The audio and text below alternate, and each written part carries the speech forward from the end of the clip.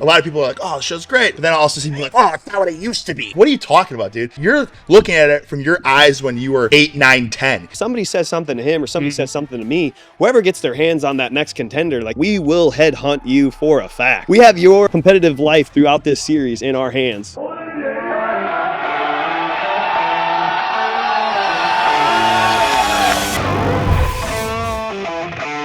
It's time to sit down, keep it real, and cut the bullshit. Welcome to Table Talk. All right, first question for you guys to be able to jump out because you wanted to train arms first. Yeah. So we just had a 3 hour, 3.5, I think. 3.5 hour arm session because you wanted the pump. Now, I didn't have the heart to tell you guys that the pump doesn't last for 2 hours. It's gone already. So you're going to, You don't have to tell me that. Yeah, so. My polo's already, it's like a big dress size. Yeah. Poncho. Yes. The trick is tighter shirts, guys. Tighter shirts? Tighter Is that the underwear. thing? Tighter underwear always makes you look better. So we wanted to, I had Eric scheduled and then you guys jumped on because of the Gladiators, right? And it's right now it's number 1 in what?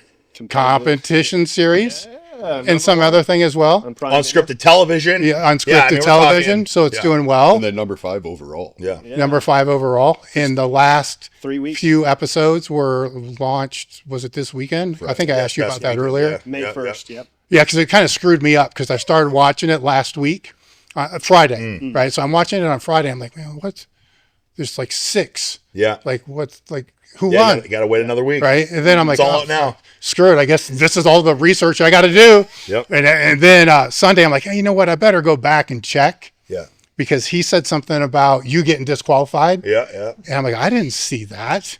So I better go check. And then boom, they're all Did you the watch episodes. the whole series of the 10 episodes? Yes. Wow. Well, I skipped through a lot of it, dude. Okay. Well, But I skipped through a lot. Shame. I mean, well, here. Hey, true. let me- No. True story. Yeah, the first time I watched it on Friday, I'm just watching you, right? Yeah. Because I want to know what you did. Yeah. And you're like, hey, by the way, Everyone's Jesse wants to come, and Yeah. Mike, is it right? Mike, Matt, what? Fang. Wardlow, Fang. Yeah. Now I know Wardlow. just He's these the wolf stupid man. screen names. Look at this banana. He's right? showing the It's a color of terrible that banana. Just all He eats sugar. black bananas. Just So all yeah, sugar. so then I'm like, now I got to go see what they did. He's an animal. You see, now I got to go see what they did, and that was that. Then, as I'm watching this thing, my heart's going out to you guys because the rings, and stuff like that. the rings, like yeah. you're over 240 pounds, man. You're 280. screwed. Yeah. Then it shows your bio, your profile. They add like 10 pounds to all you guys, by the way.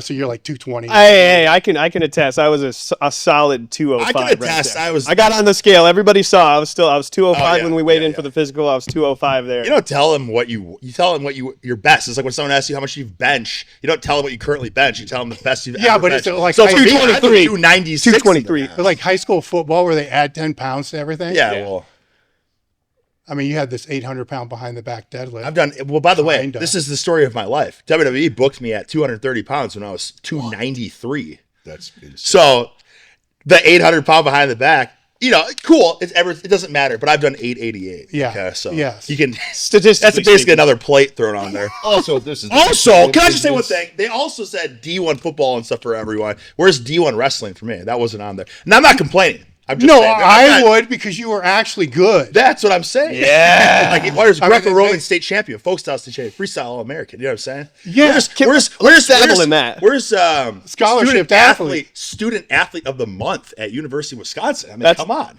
That's amazing. I try to tell people like these guys He was are student athlete of the month. bigger and better than ever before. This guy was a D1 Yeah. out of Wisconsin wrestler. We had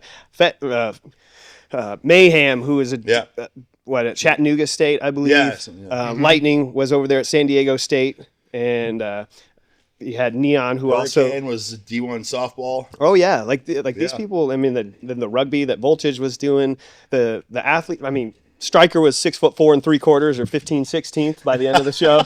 Like she's, I mean, a tower of a woman that's like very tall. Yeah, these everybody. We had like 5 guys. 5 American gladiators that were over 6'4", 6'3". No, It's that's crazy. legit. Yeah, no, that's man. flat foot. Yeah, like this yeah. is no joke. Yeah, Like absolutely. Well, Where it's my when senior year, I was voted best hair. That's hair. Best hair. yeah. Hair? Senior year. hair. You gotta turn the headphones that up. stick on American Gladiator?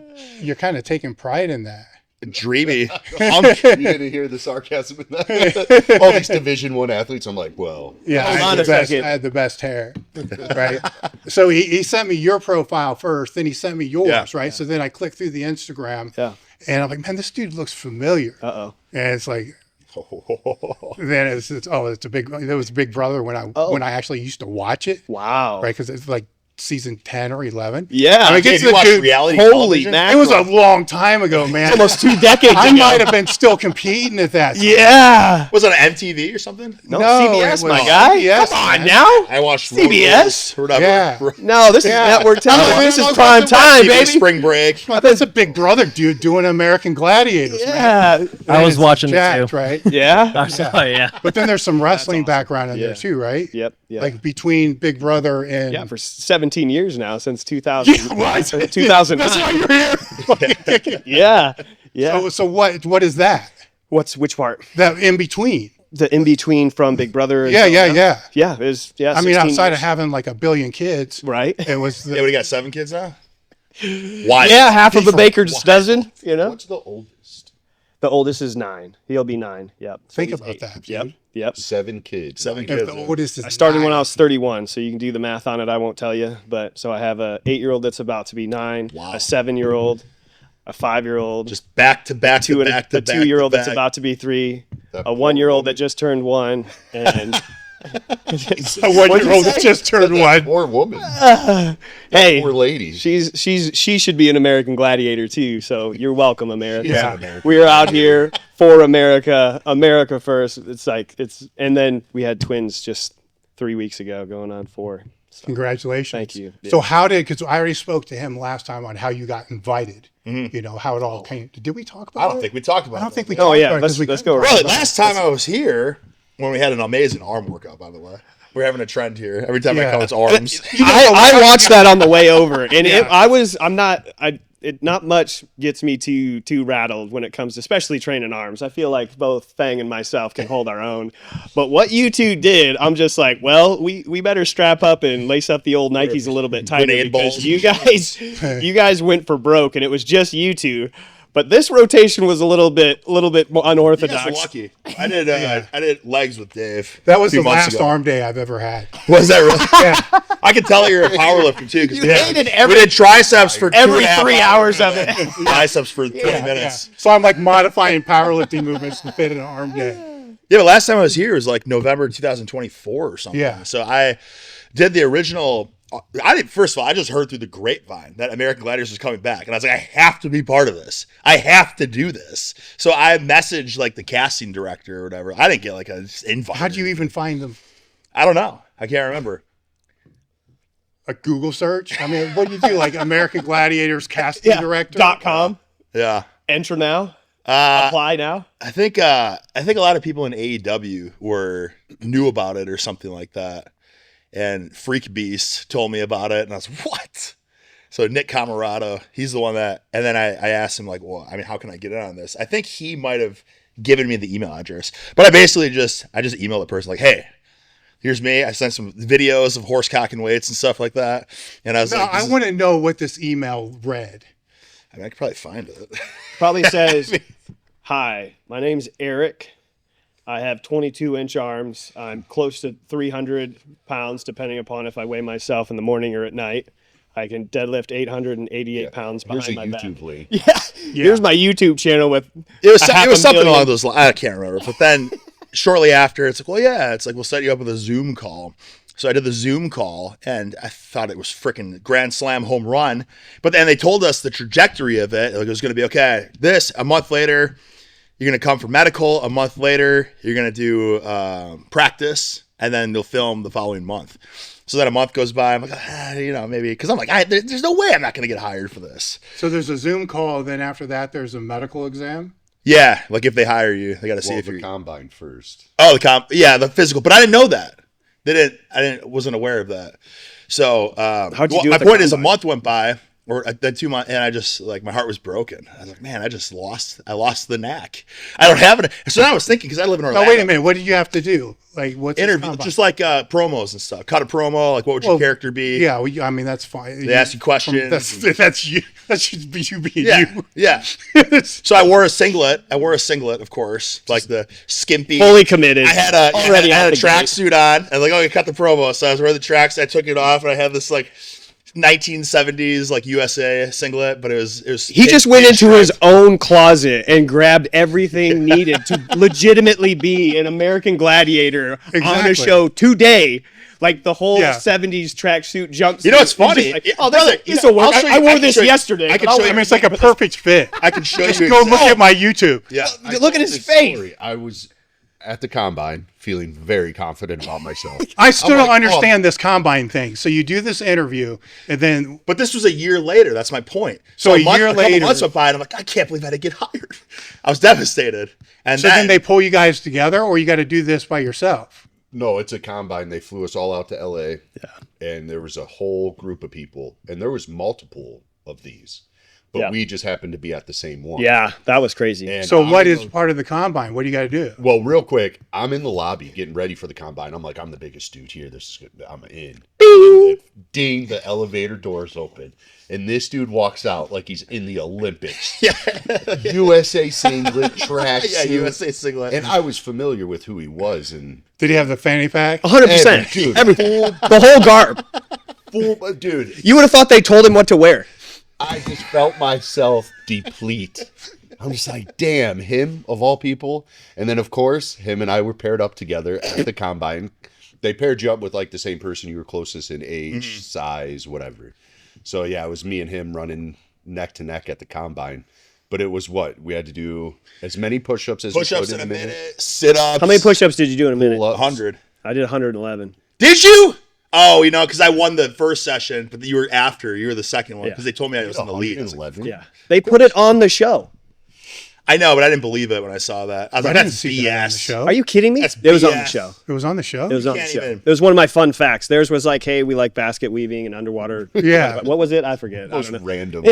I love. So you guys had the same Zoom type thing? Yeah. Yep. And then a medical? So, Dave, funny, I'm going to cut you off real fast. I made this video after I did my audition or whatever, because I was feeling all fired the frick up. Oh, can't do that. Sorry, right? Turn that off. Hey. So this is the singlet, just to show you how cool this singlet was. So I tossed the dummy, got the flag. You know what I'm saying? See that nice? Yeah, this vintage? is no different than any of your other. Exactly. Yeah, you got the handlebar mustache, I think. Yeah. Yeah, it was great. But then I also had a nice tracksuit. Oh, you got the slow-mo going. Yeah. There's my dog. All right. Yeah. Oh, no. Sorry. All right, so the physicals, it's just like go to the doctor and... EKG, blood So work. full physical. Yeah. All right, so then you go to the combine, you got to do push-ups and sit-ups. Push-ups, Did you have pull-ups. to run? How many pull-ups did you do? Like 36. 46. Did you really? Yeah. 46. Yeah. Beat you there, too. You had a minute, I think, right? It wasn't a minute, as many as you could do. So you could just push crank them, pull-ups shake in a it. minute. Yeah. And then there was the tire flip. Yeah. That was nothing. Rope Which climb. was dumb. That it was the lightest tire ever. I was hoping to be 1,000 pounds. Well, they had the big boy tire. They did. They had 1,000-pound one. Like, can we get that one? They're like, I don't think you'd be able to lift it. We're like, bet. Yeah. And then we had the rope, climb the rope. Yeah. Twice. You had to climb it, touch it, come down. Tall rope climb. too. With time, for time, I assume. Yeah. Yeah. And then the little pushing out of the Yeah, it's kind of like sumo smallest wrestling. circle Sumo wrestling.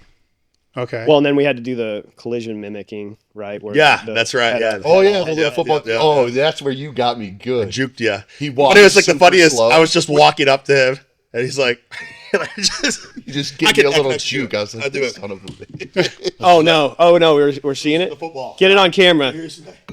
You got to do it over here. I don't. He's right here. I don't know if you, can you see him. Yeah, we should be able to. There it was. Okay. Caught Did me you get so it? Off guard. Yeah, see, they didn't even get it. Yeah. Kyle Yeah, did that hold to Neon and I, and made us. Yeah, we got to get this before he does it again and gets hurt. Seriously, go slow. Fully Oh, we're getting the whole yeah, thing. we Get gotta up get the whole there. thing. Oh my gosh, you guys are getting something. You guys are getting a treat. And I think it was like probably like here and here. It was pretty narrow. You went all the way to that. Like, if this is the edge. The Use these eggs. Yeah, so I had the We need to football. eat them. And I'm like, I'm like, I'm just like, what is All right, this he's guy coming doing? up Really to his wanna- left side. Oh, a little spin move. What in the world? He's yeah, spun and went the same direction. You didn't even come back the other way. It You was something like he that. bid on that move. Something like that. Wow. I did a 360 spin. Guys, you're You giving guys away get the that easy? but you're giving away the trade secrets. Like that's what it took. Hey, there's Yeah. footage. There's footage of us practicing where I juked you out as well, doing that same slow juke. Are you saying when we were practicing? Yeah. Okay. Yeah, I think I was going 10th of the speed. I was going 10% too, but I still got Okay. you. That's my So point. how many people are there? Like 100? Not that many, but What was there? Probably 40 or so. But there's Yeah. multiple tryouts. Yeah. So we were in like the first there's heat a- of them, yeah. and anybody that was there could have definitely been a gladiator. Like you're there for a reason. Like these are professionals in whatever respected sport they are. Everybody, you still got to fit the mold for whatever they're looking for. Because obviously, I'm not Yeah, 6'5", sure. 6 foot. I mean 6, But but they have certain avatars, I assume they're trying absolutely. well, and after the physical side, we all individually Oh, went into promo this little too, yeah, back promo. room with a camera and did the speaking part. Yeah. to fill. All right. Because Is there like some psych exam? Not for this. That's a great question. It's not like any of the other reality TV shows because it can be some. There's definitely trauma bond from the show, but no, there's no psych. You're crazy. Send it. Even better Yeah. for the show. Well, I'm just wondering because if it's even in college combine, you know, there's some interview Yeah. type thing, and in Yeah. the military there's an interview type thing. So that's kind of already covered. Just Well, they probably because- got that if we're psychos or not from the first initial Zoom one, and then because they asked a lot of questions for the promo. Yeah, Right? It wasn't just cut a promo. No. Yeah. But they're yeah, I know what you're the There was a psych lot of evaluation. personal Yeah. questions, yeah. Yeah, because they don't want to get somebody in there. That's a Then all loopy- this, I assume they're doing a background. How long was it between the combine to when they started long filming? I thought The physical I combine? chalked it up after the combine. Yeah. That I assume that's the last. That's where they're going to make the decision, right? I called it No, later, because huh? then there was another one after ours, and that's when Eagle got Mm-hmm. booked. Remember, he was in that last one, and I think Supernova as well from that last tryout. I got a call the week after the tryout. And- See, oh, but even waiting a week, it just seemed like A call that you were going to be on a week Yeah. after. Yeah, I got hired. Yeah. Okay. All right, because I assuming they're doing background checks. yeah, I'm sure. You know, they would have to because they don't want to get somebody on there and find out later that, hey, this guy's a sexual oh yeah, they had predator. to go through all your social media. Yeah. Yeah. That was I submitted that stuff like That 2 was years like, ago. that was the beginning. Yeah. That was one of the first things. You had to give them all your social. Yeah, before the first Zoom call, I think it was all the background stuff. Yeah, So then it's what, a year? I don't think for everyone. For me, it was. Yeah, for me Yeah. it was because I just remember getting to the point where I was just like, "This isn't happening." Same. Yeah. And then All I right. was- So then when they call, how long? TV is it? baby. Yeah, I know. Hurry Oh, up, from, wait. the, from the Yeah. call to the tryout. Dude, Well, that was no. quick. From the call when they say, okay, you're selected, right? Then the call of you got to be here. Is it like you got to be here in 2 days, or it's like a no, couple we're gonna. it was But, like like, 3 months. Yeah, I was gonna. When No, did we it was sign those quick. It was contracts? quick. Yeah, I it was like a remember- month. I remember everything. Yeah, I got the tryout the was phone call. beginning of March. Yeah, so- the medical was May, and then flying and doing all the stuff was June. Yeah. Yeah, All I right. got the call end of March or middle of March. So they gave you enough time. April, You May, know, June. I'm We had sure 1 some month people after get the work, You had right? April basically. To, Yeah, we had 1 month after the physical. All right, because if somebody's got a job and stuff like that, they got to Line it figure up. out what they're Yeah. going to do. How long were you gone then? a month. Yep. That's not too bad. It's not too bad. It doesn't seem bad, but was that not the longest month of our lives? It's a lot of pressure. Yeah. It's a lot of pressure. I'm just thinking as an Long outsider days, too. looking in, if somebody had to take a month off work, Yeah. you know, tall they- ask. you Yeah, know, for it is a sure. big ask, but it's doable. Yeah. Like 6 weeks, Yeah. you know, that's not too doable. Why do you think it lasted? Why did it feel like it lasted forever? The days were very long. They were Like long. it was like days. not. It was like 8 a.m. until like 8. filming stuff. 8. Brother, sometimes you get back to the hotel at 10. Yeah. It's the entire day, 6 Yeah. days a week.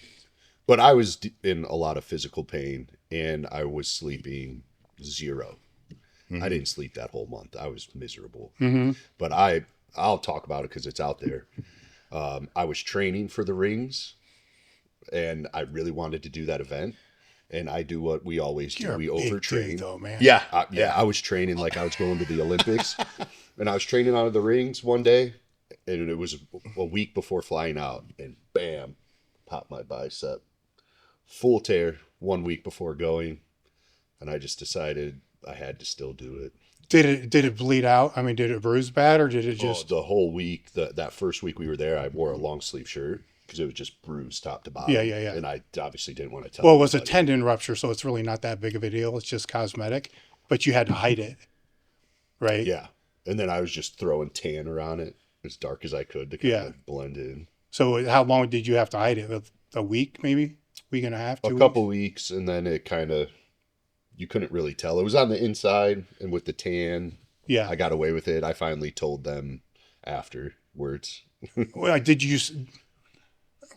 I know I've never ruptured my bicep. I know millions of people that You never have? Wow, that's remarkable. No, I tore everything else. But I never tore I was gonna that. say, that's, You know, I kind of wanted to. We were trying today. But it was one of those things that was really never a big deal. You know, at least in the powerlifting sphere. Bodybuilding, you need to get fixed, but powerlifting, like whatever, just keep training for the meet, because it really didn't impact anything. But you're doing things to where, did it impact it? Dude, the first day we went on the rock wall and we're like racing up it, and I grabbed, and it felt like lightning struck through my body. I was in so much pain, and I don't like taking pain pills. Looking back, I wish I would have. Yeah. But I didn't take anything the whole time I was there, so I just was in misery. Mm-hmm. But yeah, it sucked. I mean, because you lose 10 to 15% strength, which whatever, I'm still strong, but it was just, it hurt so bad because it was so fresh.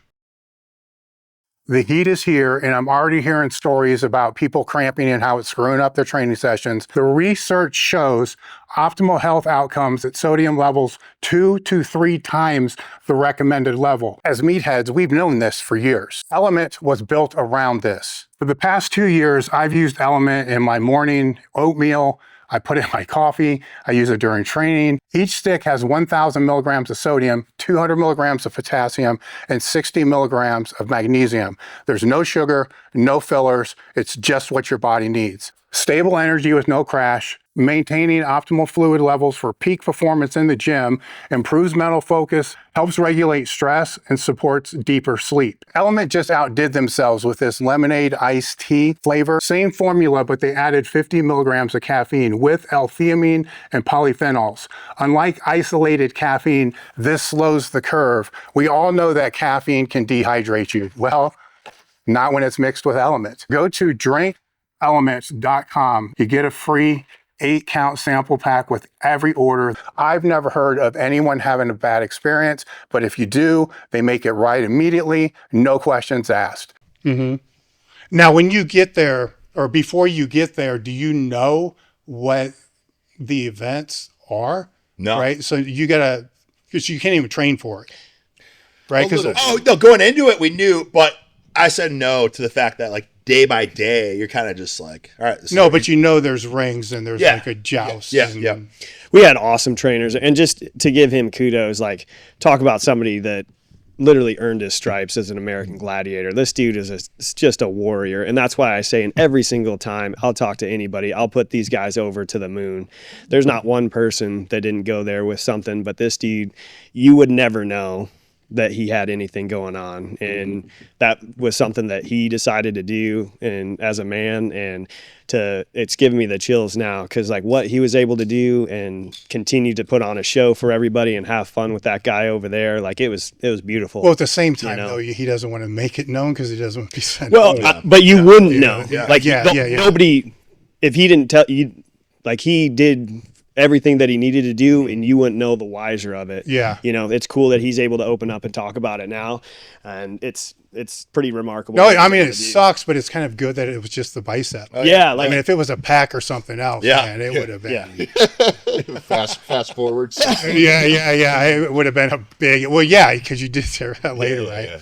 That would have been an issue. So then how do you go about training for these things, right? Because you don't do rings. Yeah. You know, I tried as well. I'll just say that. And you need shoulder mobility, which I don't have any of. Yeah. And it takes, tendons and stuff. They need time to adapt. So like for me too, it's just like, so when I was there, I was like, I can't do that event either. But like, we're doing it again. Like, I'm going to train. Now I know how hard it is for a 280 plus pound person to do the rings. It's like, hey, it's not that it's impossible. You just it's like anything else. You didn't think it was going to be hard from the get-go? Nah, dude. You know how hard we train? Yeah, but like doing chin sucks. Pull-ups, they did 36, 37 pull-ups. Yeah, Combine. that's Yeah. awesome. No, it's Yeah. just, it's so different. Like it's just, it's not even like the single arm.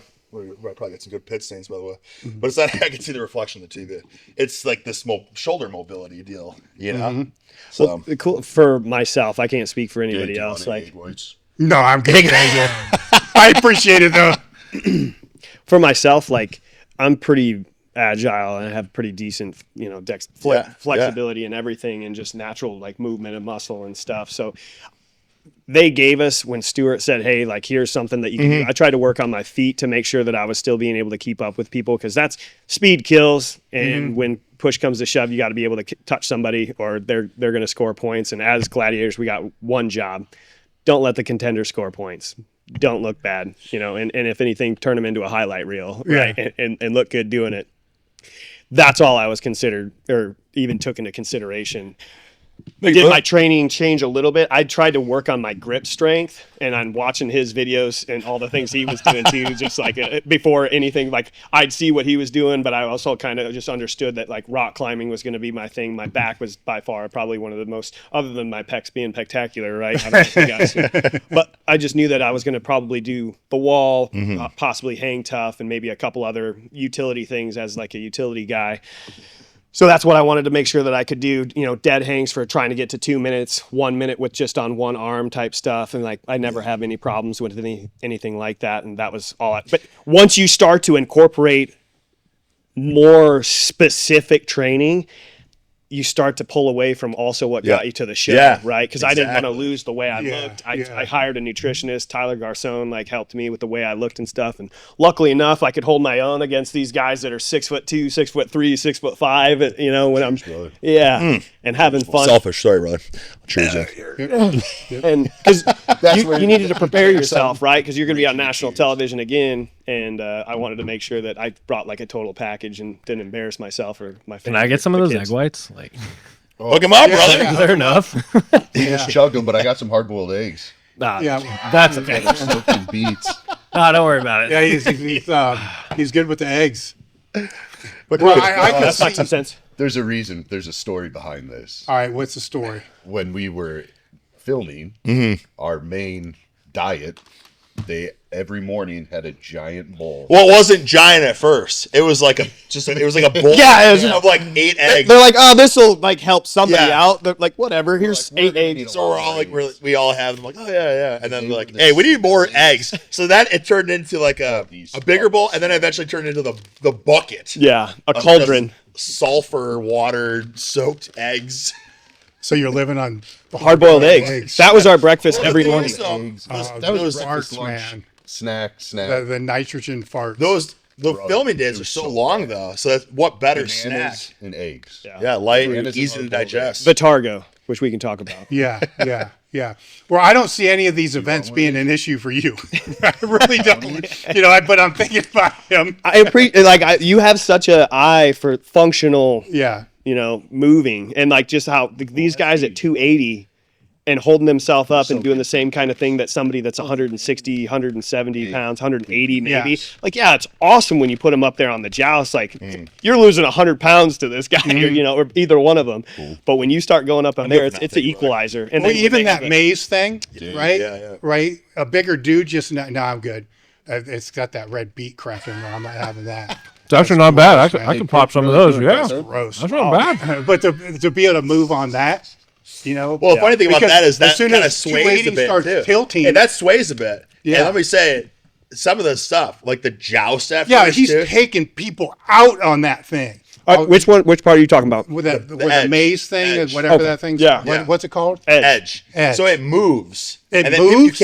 People can't see that on camera, which it does a disservice because like when we tried it out at first too, it's like, oh yeah, just balance, whatever. But like it sways a bit, which is what makes it freaky. Also, for the first, I had to kick off the joust on that show, which is humiliating because I was like thinking wrestling, I'm thinking low. Yeah, of course. Pressure. But here's the thing. Leave it to Dave to It's keep not how it you 100. start, it's how you finish. You got to learn. I started out wrestling. I was a 14, 18 wrestler in high school, my freshman year. Yeah, so go on you to become should a know state to champion. stay low. No, that's He not what did. you do. It's Stay low. not? It's the worst thing. Really? Yeah, because when you're low and the board wobbles too. They made it not wobble after that. It did, because I did that event again later. It did. At first, it was very wobbly. So when you're low and you just get on the top, like wrestling, I'm very good at being low, you know what I'm saying? But also with wrestling, you touch the ground, you know what I mean? So instant DQ. Well, I'll tell you what. I learned. I'm like, hey, let's do the opposite and just stand upright. Way easier. Well, the one thing that I noticed, which with the joust with Yeah. you, which was actually the most real part of the entire show, was when you slid off of it. Oh, yeah. I'm like, I'm not jumping down. Yeah. Yeah. Get on your belly and Oh, yeah. slide down. Yeah, I'm like, That's called wisdom. that's the big It's called deal. wisdom. But they pan back to Roxy and Mike, and you just see you worm down. You just worm down. Dude, that thing's like 10 feet in the air. You just worm down like a I'm not Disney, doing a like depth snake jump. in the Disney movie. I'm doing a 280-pound depth jump. You are very observant. That's hilarious because we talk about this stuff of like our little, our little powwows, like Yeah. our inside conversations. But just You're saying, these watching bigger it. dudes just falling off any of those things, like falling off that edge thing. Yeah. You land wrong, you're screwed. 100%. When you're 100%. 280, That's you're why screwed. That's- I yeah. decided not to do it. Because a lot of times too, it's not even just falling. It's you might fall to bounce. someone else. So depending on how if they fall on, Well, yeah, I mean, you, he's like I said, he's taking people Yeah. out. You know, Yeah. If I were you, I'd just shoulder them off. Yeah, that's the smart thing to do, to just give them a heave. Absolutely. Yeah. But I had to go for broke because they're, a half a step ahead of me and stuff. But yeah, if these guys went down, it's just like wrestling. You don't want that double bump. Yeah. And I think Neon got that double bump with one of those guys and shot him up and like did a backflip over him. Well, that one towards the end, you dove like 5 yards to take this dude out. Yeah, and it's had to. good thing you hit him, because Well- if you would have missed that, Oh, would yeah. have Oh yeah, TV. I would have went straight into the pole because I was fully committed, and Yes. I had to be right. Dude, that was one of the two most badass highlights. So watch it, Prime Video, go Yeah. back When he like that. dove on the edge and when he dove on the rings. Yeah, the ring. No, so when you guys went back to watch it, was it what you thought? We were for myself personally, I was so invested when we were watching it live, and like you still had, maybe like some adrenaline, like when these guys were up, or when any Gladiators was up, like you still had that in the pit of your heart, right? And you could feel it. So we were so invested when we were watching it. When it came back, it was still there, and like watching it, from home and with the family and stuff, it was easy to kind of get back into it and feel that.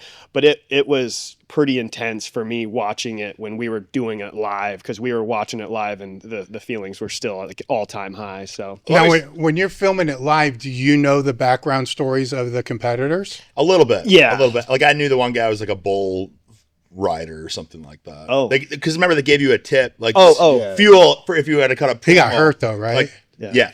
yeah. like concussion. Yeah, there was. I didn't want to know anything. Right. Just kill them all. They're the enemy. Yeah, I didn't want to know anything. And then I realized why when I watched the finale the other day. That poor Kyle guy. Well, Like, dude, I just beat to death on the joust. And then he's like, oh, I have a kid. And all that. I'm like, oh my God. I'm like, if I would have known this, I would have let him hit me one time and I would have just fallen off the joust, No, you would not. No, I wouldn't. I would have felt. No, you're doing a disservice. The thing is, the show. No, you're the gonna get show's up there and live. it's gonna click. You're doing a disservice to it. I can speak from experiences. When you are humiliated or whatever, like, brother, there's one thing like Well, in you were a few wrestling. times in that. Oh God. Well, Dave, who needs enemies when you got a friend like Dave? No, Boy, but he's keeps speaking you from honest. experience. yeah. I can't just leave this open. Like, you can, like in a sport or something, wrestling, for instance, like collegiate wrestling, whatever. You lose, you got 37 matches that season. You know what I mean? For this show, it's like this is season 1. How many events are you gonna do? You know what I mean? So if something like there's a lot of pressure. You know what I mean? So like you're saying, like you're so invested in all that. It's pretty intense. And you watch the show and you're like, oh, it's like this is a fun, feel good show. But when you're actually in it and it's like you have to win, or you know what I'm saying? Like it's Yeah, but it you goes guys- beyond just like Yeah, but you guys aren't the ones that are actually competing, True. right? what we are. But we 100%, still yeah. hook it. Yeah. So Personal. Like when you lose, you get down on yourself. It's just like anything else. Like when you, and to touch base on wrestling, like it's only yourself. You got nobody else to blame. It's not a team sport. It's just you. If you lose in something where all 44 cameras are on you and you botch something and you come back, everybody's, oh yeah. You're just like, you don't want to hear it. You want to do your job. Bull could lose a rock, paper, scissors match and not sleep for a couple of days. Like, Well, yeah. I mean, so when we he all have that humiliated mentality, himself on the especially- joust, are you giving him shit in the back? No, I'm not going to give a 300-pound man any kind of garbage. Honestly, the reason the three of us are doing this today is because of the relationship we built there and how much we actually, the moral support and how much we would build each other up is how we all got so tight. Now, was that with all you guys? Just us three specifically. I mean, everybody was Yeah. everybody was supportive. Everybody, but the three of us just had this weird bond. 100%. I mean, there's finding like-minded people and like talk about birds of a feather. Like I went from, natural bodybuilding, moved to California, was on a bunch of reality TV shows, did professional wrestling for 17 years, which I'm still in the mix of doing. Like these guys have had their tenure in professional wrestling. Obviously, he's still getting ready to whoop some tail, but it's pretty far and few between you find somebody that you can actually relate to almost 100%. Like he's about as strict as it comes down to it. He doesn't want to do anything other than eat and go to the gym and feel a pump and be with his family, which we can respect. And he can do his own thing, but then we can meet back up. Like this is one of the first times like I would drive 8 hours to come hang out with these guys without a shadow of a doubt. We were going to plan a trip to go down to Florida just to surprise him and stuff. And I don't know if you have that in your life, but trying to have somebody like that, it's taken me this long to try and find some people. And like, I have tipped my hat to both of these guys. And when You think I it's say, the wrestling that pulled you together? there's a I think Element for sure. I mean, if we just did bodybuilding, or I think we would be able to do it. The fact that we've also had, everybody had careers through professional wrestling. We also know like, hey, these should be our people, but they're not because everybody's jockeying for camera time. Everybody will maybe do something a little bit sideways, when it comes down to it with politics and stuff like that. Whatever the case may be, it was awesome. And it was like almost instantaneous of us like kind of building this bond together and being able to hang out and stuff. And him and I didn't really like each other at first. It was like classic like step brothers where it's like, I don't like you. You're too much like me. And then it's like, yeah, no, we're the same person. Did we just become best friends? Like we had that whole moment while we were filming. Because we're so used to just being in our own little cubby, having our own little space and doing our own thing because nobody can relate. When it comes to this elite level of what you have to do to look the way I'm not trying to be braggadocious, but it's like you got to start to cut a lot of stuff out of your life, when it comes to doing of course. I mean, I mean, it's on TV. It's part of what gets you on there, right? To begin with, are they giving you scripts or is it all you? No, it was just us. They might give you like they might give you insight on like who the contender is or something, and maybe feed you some ideas. Yeah, but really everything you see on there is brother, there was so much material we shot too, so it's a lot of it's post-production. So like for me, I was wild. I cut long promos, and you go and you watch it, like, it's like the last sentence. So you pretty much have free reign, to be able to, which is great give because the contestant. then I think it's just you give them as much as you can, and they'll just pick out the gold. Yeah. Is there anything that for you that you wish they would have put in that they 100% after the joust, because that was like, you know what I mean? Like I'm such a competitive person, and that I didn't practice the joust because it's so high. Like you were saying how I got off the thing. I'm like, well, if I practice this and I fall, that's going to end my gladiator run before it even begins. So I'm like, I'll just see what happens out there.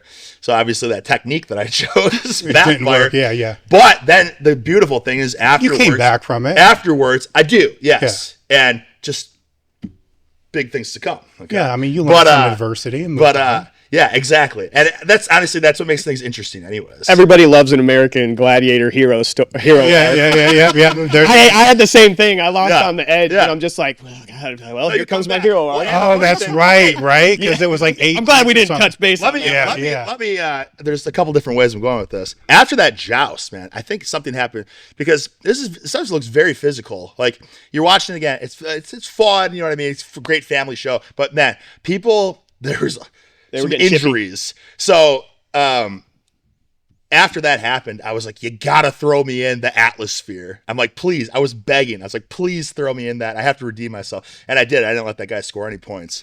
I went psycho in that ball. You know, the steel cage Yeah, ball? it was. I can't remember, but that was the same episode. I think that was the Bull Rider guy again. Yeah, as a spectator, I didn't like watching that. It's a lot of fun. Yeah, It's and great. I can see that, but it's great. not visually. Yeah, Yeah. and there's some technique. You had to use your brain a little. Oh, bit. absolutely, dude. It's like a because chess match. it's like you're pressing it, but you also are you're lunging it. But then if you're changing directions, you got to throw your body in it too. So you're just in a laundry. You're just in a dryer. Tumble dry. Yeah. All of that happened to you, didn't it? That When we did a practice run, they were like, "Stop!" You Like got a little it was starting to come. overzealous. Well, it was coming apart. But anyways, that pin came. My out. point was after that, like it lit a fire. It's always how I was in competitive wrestling too. When I would always lose the first round of a tournament, and it lights the fire. You know, kick in the arse. You're like, I'm never losing again. But yeah, after that, funny enough that you said you wish something would have included. After that joust, dude, I cut the promo of a lifetime. And, you know, I talked about how I was raised, my family, you know, how I grew up, because my parents own a print shop, so they're working every day of the week, all day. So I'm just watching American Gladiators as a kid. These are the icons that I'm raised with, and now I get an opportunity to do this myself, and I have big shoes to fill, and I'm letting down the people that are watching this show to see the physical superiority of the American Gladiators, and this is unacceptable. American Gladiators brings the best. You came to the show to see the best, and I dropped the ball. So I am going to come back with a fire in my belly. You know, I'm saying all this, and then because they're like, "Hey, what happened out there, Bull?" And you know, I'm like, and this guy, I could see in his eyes, he was hungry. And then I cut all that huge promo, but in the episode, they just like, yeah, I could see he was hungry, he wanted it. Yeah. And then Yeah, it was like he was better than me. I lost. I'm like, what about my huge hero arc promo? The dynamic of this show is crazy because in professional wrestling, there's good guys and bad guys. In American Gladiators, if there's some people that like the Gladiators and want us to destroy the Contenders, but then there's people that obviously want the Contenders to score some points and get over on us and stuff too. So we still have to be liked by everybody, and I think the production did a phenomenal job of showcasing us in the best light because to his credit, he and his too, there's a lot of people that said some pretty awesome stuff. So they had to cherry pick what was actually going to still keep us in the best light to make sure that people were still attracted to the show. And we weren't coming off as, you know, That's trying true. to hold our That's how- thumbs down on, and That's like how kick them. that's how I kind of took the post-production. Like, Yeah. at the end of the day, They you're did not phenomenal. trying to outshine the Contender. Yeah, nobody's It's about- bigger than the show. And like Exactly. everybody has their role, right? You can't have people like, oh, they want to see that Gladiator win. Yeah. Like, you got to cheer the Contender. So it makes sense. Well, they didn't make you guys look like villains. Exactly. You know, which was exactly.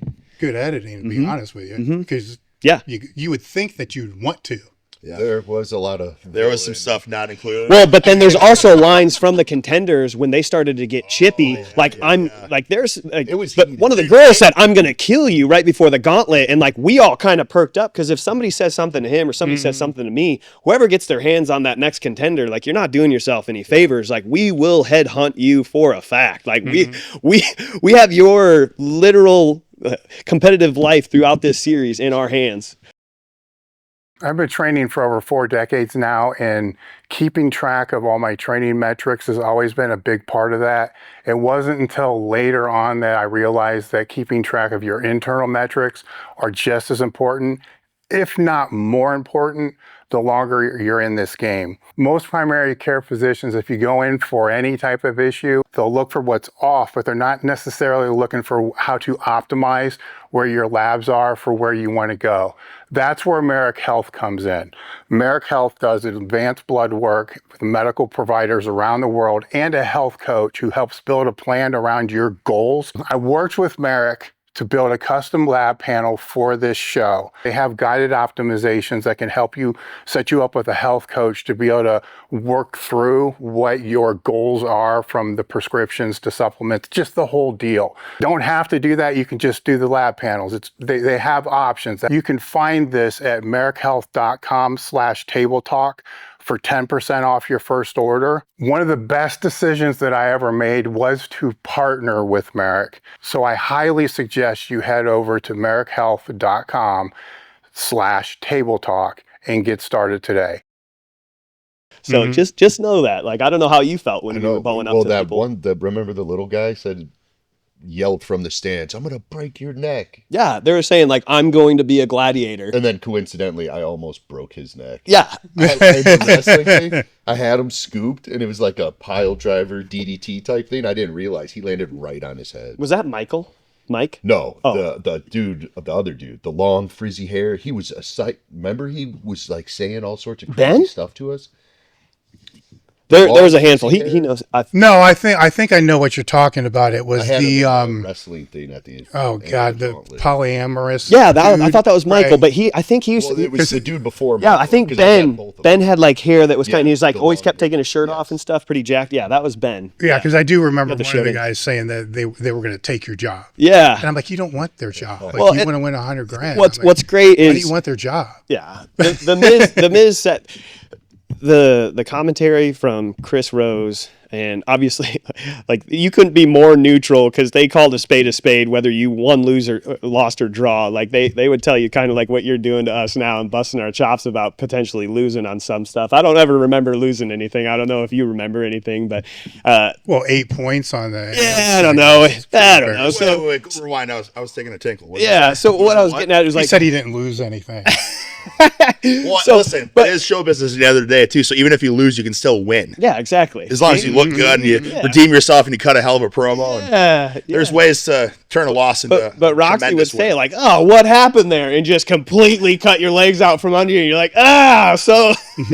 Or Liz would say the same stuff, or you could hear it from Chris Rose because he was kind of up in a little bird's eye view of like what the action was going on and stuff. So, but yeah, when those guys started getting chippy and whatnot, it kind of that was like the first couple days. Oh, dude, day one, everyone was out for blood. 100%. They were getting us all rah, and the Contenders too. So it's just like after day one, like these guys need to survive. Like they are the show. So you kind of had to like, okay, we got to reevaluate this approach. What kind of how hard were you allowed to go, like touching them? Like, was there like a limit to where you're like, Yeah, I crossed the you limit. can I crossed mess the you limit. can mess them up, but you can't like break them. Yeah, It was they had to pull back the reins for sure. When I got my hands on him, you finally got one, right? It's like catching a chicken. You're like, I've got one now. All right, well, it's my turn. let me just say though, because the world needs to hear this. Steel cut some of the greatest promos I've ever heard, and I didn't see them on the show. It breaks my heart. But again, it's because you got to elevate the Contenders too. Yeah, you got these promos. I was watching because we're watching this. We're watching this on the monitors. It's all going, and I'm like, this is going to be the greatest show in television because it was like It is. It was like, it is. It is. No, It no, is. no, it's great and it's perfect what it is. But like we're watching this, I'm like, this is like the greatest elements of reality meets like early 2000s pro wrestling and stuff. I'm like, this is wild. If we can get the extended uncut, Yeah, dude, it was wild. Director's cut. Yeah. Because you got Contenders, everyone's just bad mouthing each other. Like the physicality was so it high. was crazy. The banter back and forth. Oh, yeah. between the gladiators and the contestants was pure gold. Oh, really? gotta Was there think- anything they cut from you that you A lot. What's Yeah. one thing that you wish they didn't cut? Well, honestly, kind of like the Bull, I had a really nice positive because I was like the quiet, angry, character. And at one point, I didn't know- said this really heartfelt speech, Yeah. and that was just totally cut. Babyface did. Oh, my thing? Well, his when he thing had a too? chance. Yeah. Oh, yeah. My- Oh, yeah. They did that for you as well. Yeah. Which is fine. Yeah. You know what I mean? They had to portray you in the light that makes sense Yeah. for your character. I got a little too physical and it backfired. It kind of costed me some stuff, but They most definitely kept Bull and I caged. Like literally 100%. I feel like that's why Joust is like, oh, he's on a balance beam. And you can't, they're you like, can't "Let's hurt put the him on guy a joust. and then They throw him in a can't put steel their cage hands on ball. people." Yeah, put him in a cage. put them on the joust. Brother, They didn't let us Powerball, put the our hands ring on and stuff. people. I'm like, I was just salivating to do that stuff. Anything they cut from that you would have wanted to keep in there? It's all just a blur. Like, yeah, I mean, there's some heartfelt stuff in there that to be honest with you, I gave them kind of different levels. Like when I ripped off Ben's shirt, coincidentally enough, like when I was down there, I started with just like kind of wiping my nose with it, obviously great. doing like some other stuff. I wore it as a bandana. That stuff didn't even make it. Like when I said Daddy's home, that's after I had his shirt wrapped around my head like Rambo, and I'm sitting there talking with Roxy, you know, and I'm saying Daddy's home because I just finally beat somebody up there on the edge, you know, and faced my own fears, for crying out loud. But I think everybody was shown in a phenomenal light, right? Yeah. So like I can't, like I gave them range, right? Like, hey, there's this level. I turned it up, and I think everybody did that. And there's a lot of people that kind of turned to us like, hey, what should I say? What should I do? It's like you got to kind of come into your own. You got to know your own shtick, your own gimmick. Yeah, I mean, that's the pro wrestling experience, so for sure. Which we weren't trying to do either. No. Yeah, But yeah. where this is competition, which I love. And that's what what I hated about pro wrestling. But this is a competition, and then it's also character and. But the purest form of competition, they wanted us to hold ourselves at like an Olympic level of sportsmanship, right? So when we got done, if we got bested, hey, good job. Like by you beating me, like you beat somebody. When you hear my name, you should kind of like deflate a little bit, like, oh no, I got to go against this person. So when all the fans of steel are watching, because we're all made of steel, right? Okay, there's a little part of everybody, and then if they can beat me, as far as I'm concerned, it's like you earned it, and you earned every mile, every inch of that mile. But then to put a microphone right up into our face after your adrenaline's peak, right after the event. I mean, after a fight, like Joe Rogan's coming up to somebody and putting a microphone, like, hey, what do you think and what are you feeling? For the contestants, for the contenders, it's a little bit different because they're so laser focused on $100,000 in literally a span of potentially a week and coming in and going against us a handful of times before they go into the eliminator and have to kind of show up and show out. You get the most purest, rawest like dialogue or whatever they're thinking and their thoughts and ideas. But from us, like we're still all hopped up and on cloud nine, right? And when it comes to television, the time that it starts to actually start something is a little bit different from when the timing from after an actual event and then going and talking with Mike and Roxy at the end of it. It's way closer. So like you're still on that high and you're getting the most pure It's words right out. after. Yeah. Beforehand, you could be standing up on the joust for 20 minutes, so they're setting up cameras and like this, and then it lasts for 30 or 60 seconds and it's over. I mean, and then for Eagle, it lasts 5 seconds and he hits him one time, right? And then he's just going down there and he didn't even break a sweat on one of them, which is crazy in and of itself. But Do they have to reshoot any events? No, you can't. no. It wouldn't be authentic then. Yeah. Well, it's TV. What you see is what you man, get. Yeah, but it's competition, and people are competing for $100,000. So if you have to reshoot any, it wouldn't be fair to the other contestants. Exactly. If you got to redo something again. So everything's just in its raw state. Hence why the freaking joust, for instance, I touched the. It's like, oh, well, that's it. There and the rules are. It's kind of like, and I just attribute it back to like baseball. Like you might not like the rules, but they're there for a reason. And through the whole season, you kind of see different highlights of the rules being enforced between Thomas, Mike Sidera, and then Robin as well. And those guys did great. And they were kind of telling us, even I think the biggest input I always heard was doing the atmosphere balls when you were going around, like, hey, break, or hey, you can go, and stuff like that. But then there's other things like letting them up, like they were trying to be vocal during Powerball. But they make it as legitimate as they possibly can, because for them it's $100,000 and there's a legal team of like I think 3 or 4 lawyers that were following us around. We had rules meetings right before we went out there, every single event that we all had to listen to, and we made sure that we listened. Everybody was listening. Everybody was listening, and it kept getting just instilled to make sure that we played by the letter of the law. Hey guys, I just wanted to take a moment because we do read the comments, and one of them that keeps popping up more frequently than not is, I can't believe this video doesn't get more views. Take a minute to subscribe, leave a comment, and share. It really does help. So how with, because you're out there more than any of the competitors, right? If you think it all through. Yeah. Right? So the competitors, if, for instance, towards the end, 2 of them had to be brought back in because other people were injured, right? So do they go home and then have to bring them back, or are they there the whole time? If the contender gets hurt, They're in the holding, Yeah. in a holding Yeah. room. Yeah, like they were still there hanging out. Yeah. After being injured. They had all their alternates there. All right, so the competitors are there basically the whole time you are. yeah. From even if they're eliminated the first day. Yeah. All right, so they become what, the crowd? Yeah, I'm assuming. Well, they were in a section of their own. All right, so were you guys mingling with them, or are they? Not we weren't completely- allowed to. They kept us separated. This. They like really were strict about that. Yeah, one of the contenders now that afterwards has kind of been pretty vocal about it. Like they were just like, we were like untouchable, like don't talk to them, type of thing. That we walked down the hallway, they kind of shut the door and shuttled them into. They would tell us, "Oh, not yet. Yeah, Wait. Yeah. Okay, now you can go," because if there was a contender out in the hallway. And there was what, 8 total? Oh, there's How many? 4 of them. No. Of the gladiators total. Yeah. 16. 80. 16. So 8 each. Yep. So you guys are basically living with each other, and that's it. yeah. That's all you're seeing. Yeah. Yeah.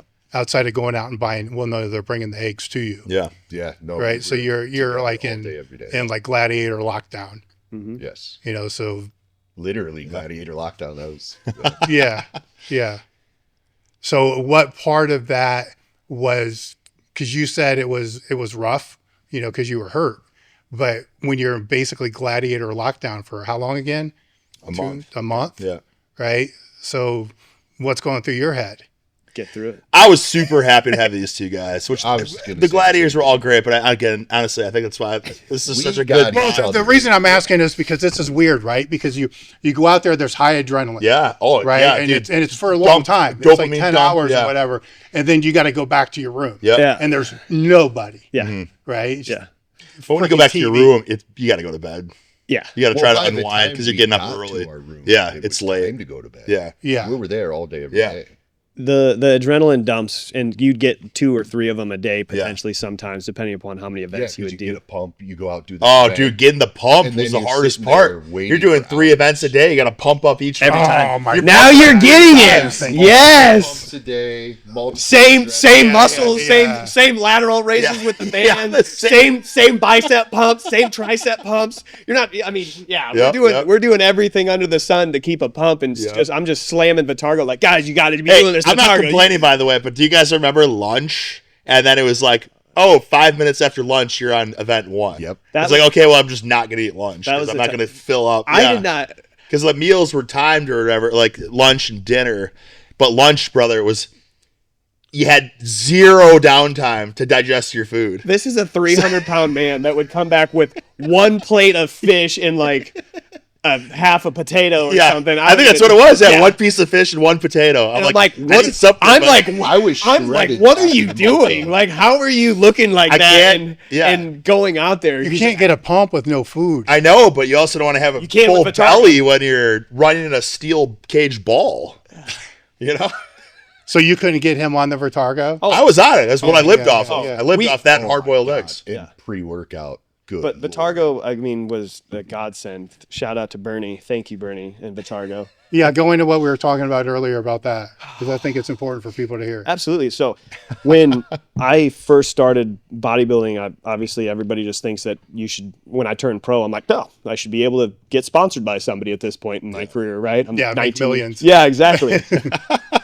Luckily enough, I reached out to a handful of people, one of which was Vitargo, and I'm talking like the legitimate patent, and they was the had only rights one at to the it. time, right? Correct. Yeah, they bought it from Art Atwood. I think he might have been serving some time or something like that. He might have gotten into a little bit of trouble or something. I don't know. Yeah. I don't know the specifics of it, but Anthony Almada had it, and Bernie was a part of the company, and I was with them for years throughout everything, all of the TV shows that I've done, all the bodybuilding shows, and then through wrestling. But yeah, Vitargo is something where it can go into your stomach, into your small intestines, and actually being utilized within, what would you say, like 10, 15, 20 minutes. But that's universally proven. So this is them drawing your blood before, drawing your blood afterwards. And you can attest, like there's only a couple of things that can go into your system and actually be utilized in that short amount of time. Well, it's the higher molecular weight that drops it, right? Yeah. And this isn't the waxy maize. This isn't maltodextrin. This isn't dextrose. This is Vitargo, right? And I've sworn by it since 2008.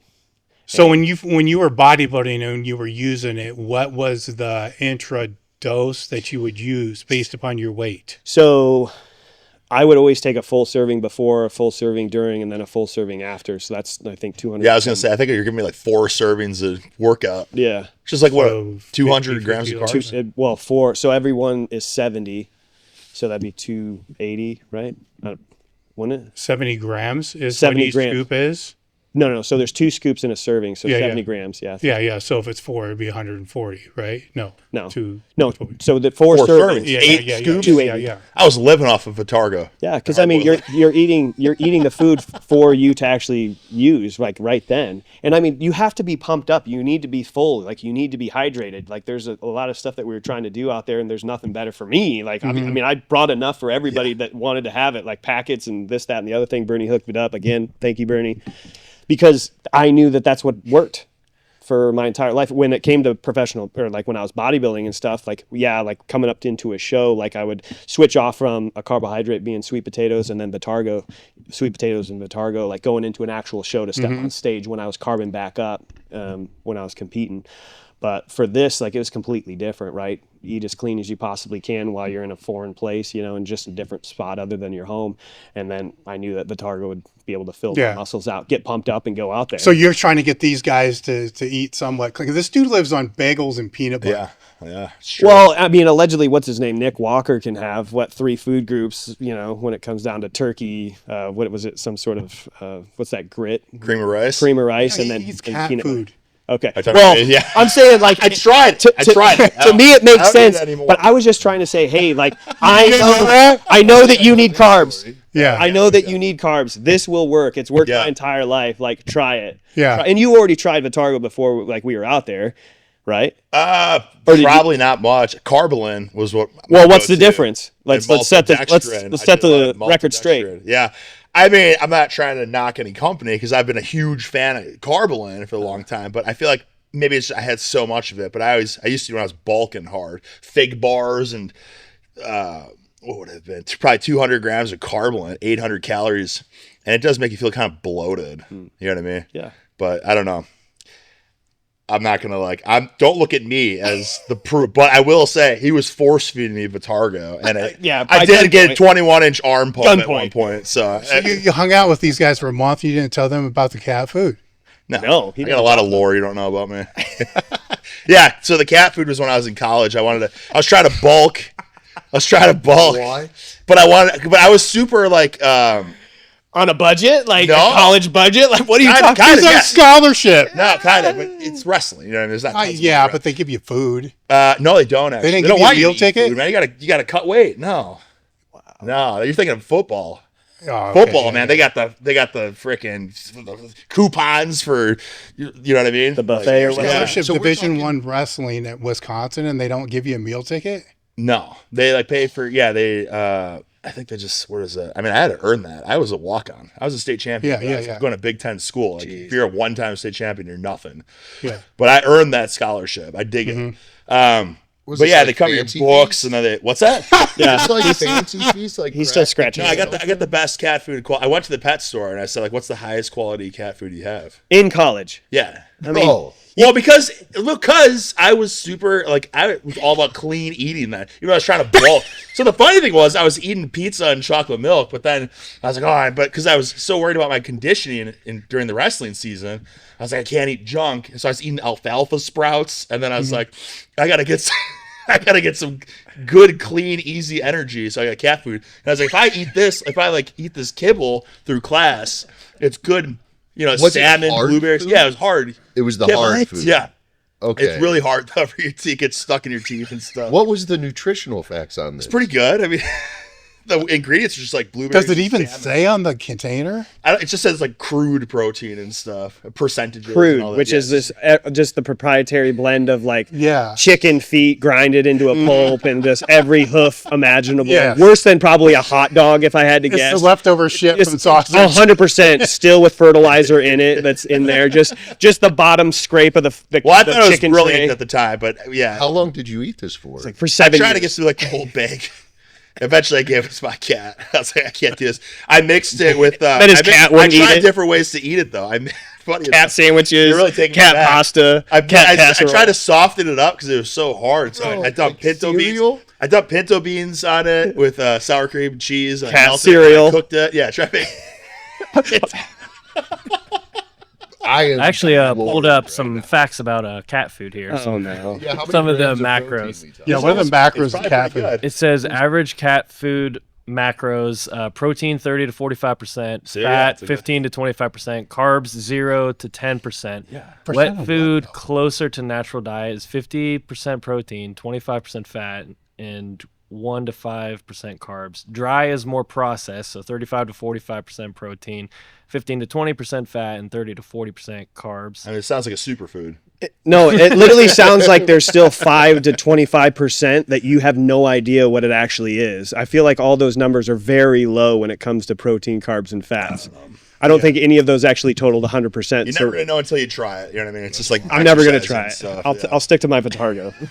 That should have been part of the podcast. We all It just crack is. open. Oh, Oh, The cat cat food? Yeah. Well, you can't Yeah. crack How it do open. you This would be a go for bag. Dog food. Dog food's, no, it's not lower quality, I think. Really? Yeah. You grew up in the country, right? Or kind of country is? Kind of, yeah. So you didn't have like horse supply stores? No. Well, I probably could have. I didn't know any better back then. Otherwise, yeah, I probably would have done the horse I could have. oils and Yeah, stuff. because it's. With I the can't rip squirt. on him too much because we used to go to the horse supply shop, and I mean, way back then you could buy Equipoise, but you could go to the horse supply shop and buy B12, and the liniment was a big thing. You know, because if it's good for $1 million racehorse, it's got to be great for me, right? Yeah. So I would walk up and down the aisles, and there was a bulking phase, and it's the I would have done that for I sure. would get the maltodextrin there because it was cheap. You get a big fucking 50-pound bag for like $10. Oh. Right, and you just mix it with Unreal. lemonade, and you just it's Mix amazing. it with right? lemonade? Yeah, it sounds was amazing. gross no matter what it was, but it's calories, right?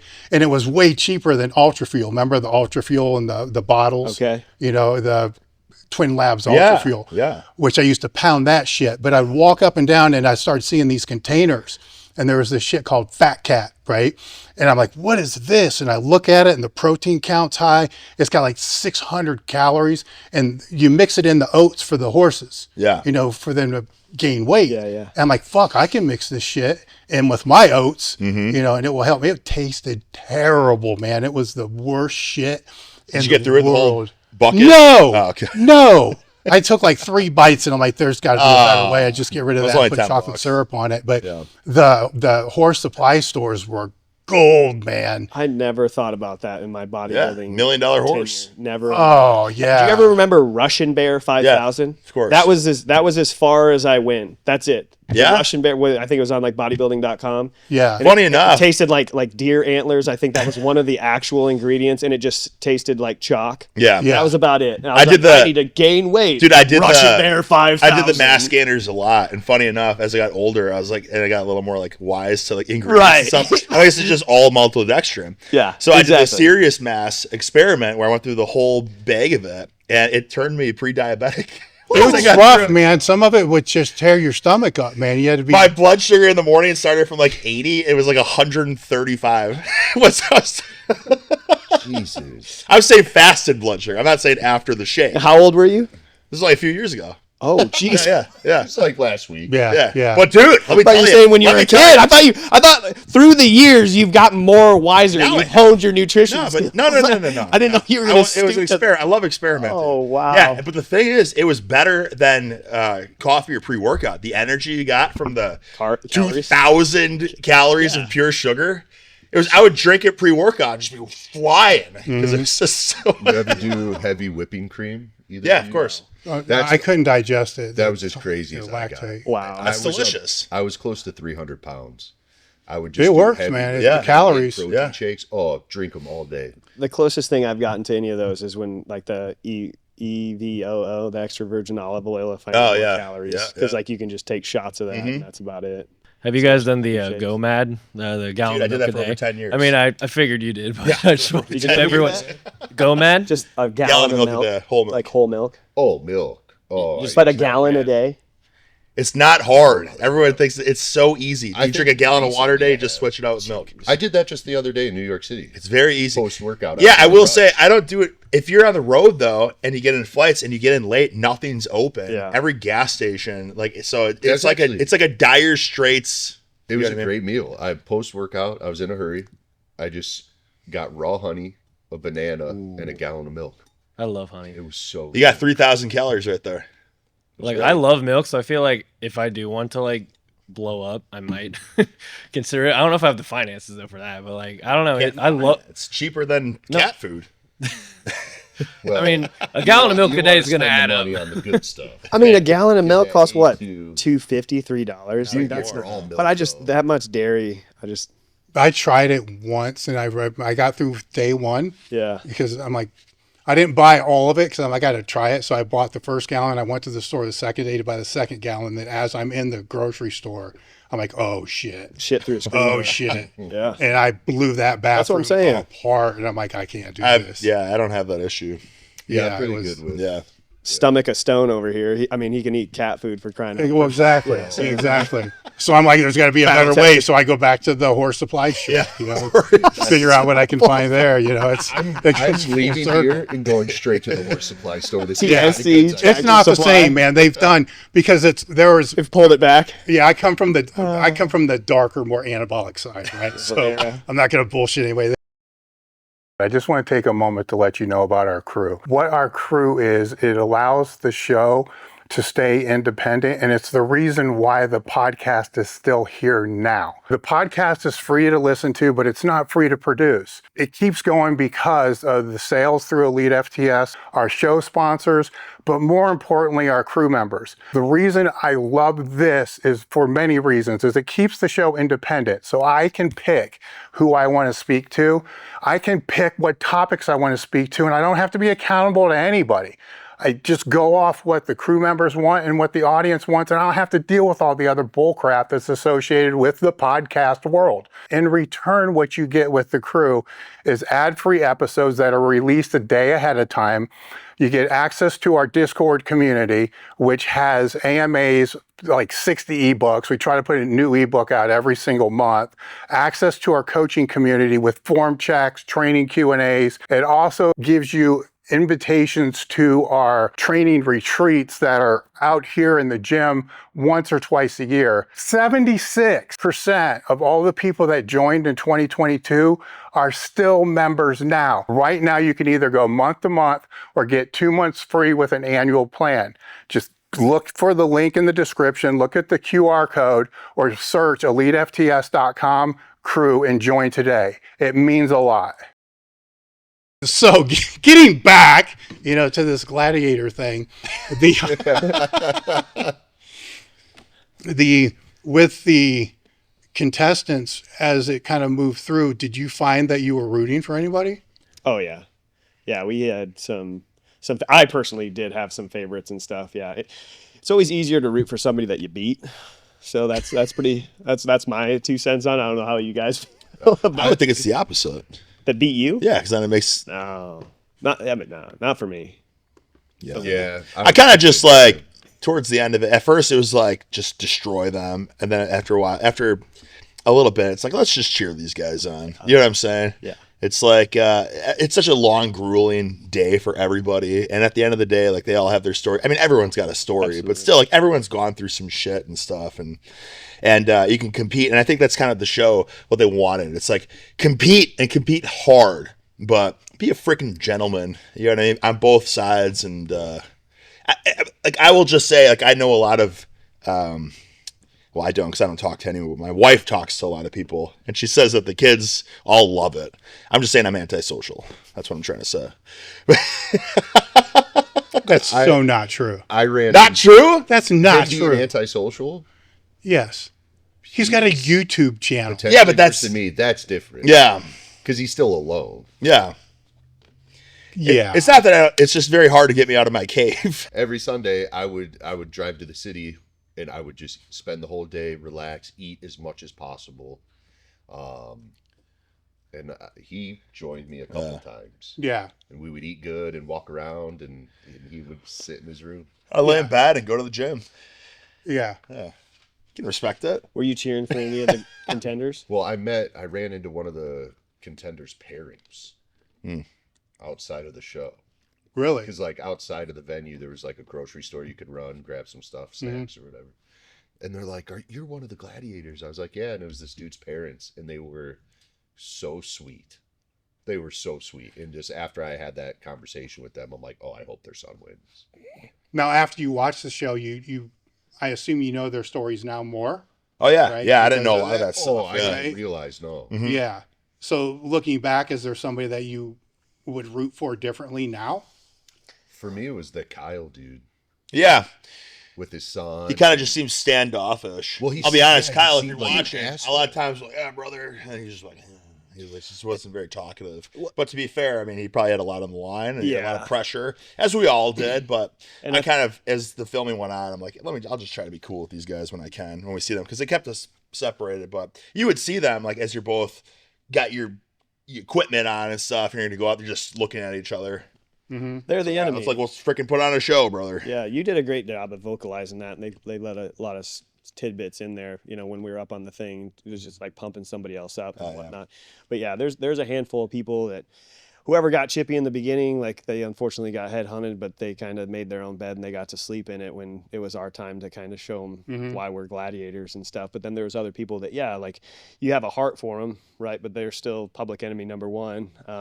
When it comes down to the people, they had a lot more on the line. So like their demeanor, when it came down to those interviews, there's some that could articulate their feelings really well. And then there's other ones that were like so in their feelings and so laser focused on the end goal of just getting through that eliminator and just winning, and then maybe they'd be able to open up.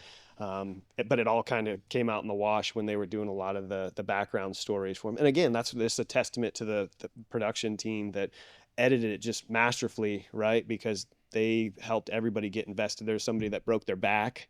There's somebody that one of the girls had tons of surgeries, you know, and they were trying to battle that throughout the entire thing. Because like once those eliminators come up, you find out where you're weak, right? Because you're doing stuff where you have to have the conditioning for it. You got to climb up the cargo net and slide down the thing. It's like you get fully taxed. I mean, you're going for broke at the end of that. And there's some people such as Ben that could do that in his sleep, right?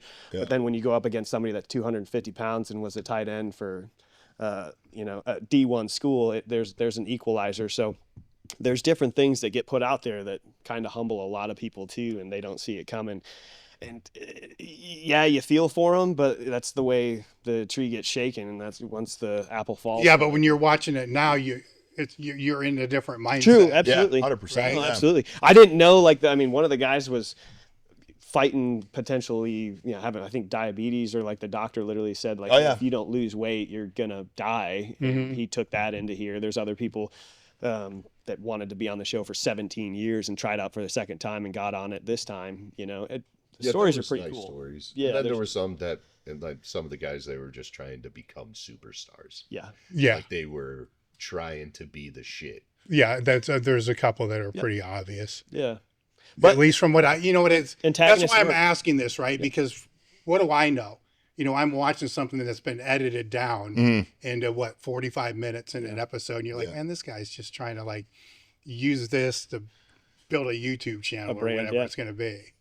Absolutely. I mean, television is like that now. That's the world we live in. Everybody's trying to get. Let me just say real fast. You're talking about Michael. That guy's a stud. You should check out his YouTube channel, though. I'll put him over. No, he is a stud. He's a stud, dude. I know because, like, I think he followed me during the filming, and I was like, oh, it's that Contender or whatever. And I looked at his page, and he did a 500-pound deadlift, which we can all be like, well, I mean, that's not that much. But then he ran a sub 5-minute mile right after it. Yeah, that's crazy. It's like, that's hybrid That's crazy. peak. And then he's done just a lot of stuff like that, where it's just like, he's strong, respectably strong, but on top of it, like, Did you happen to look at his subs before?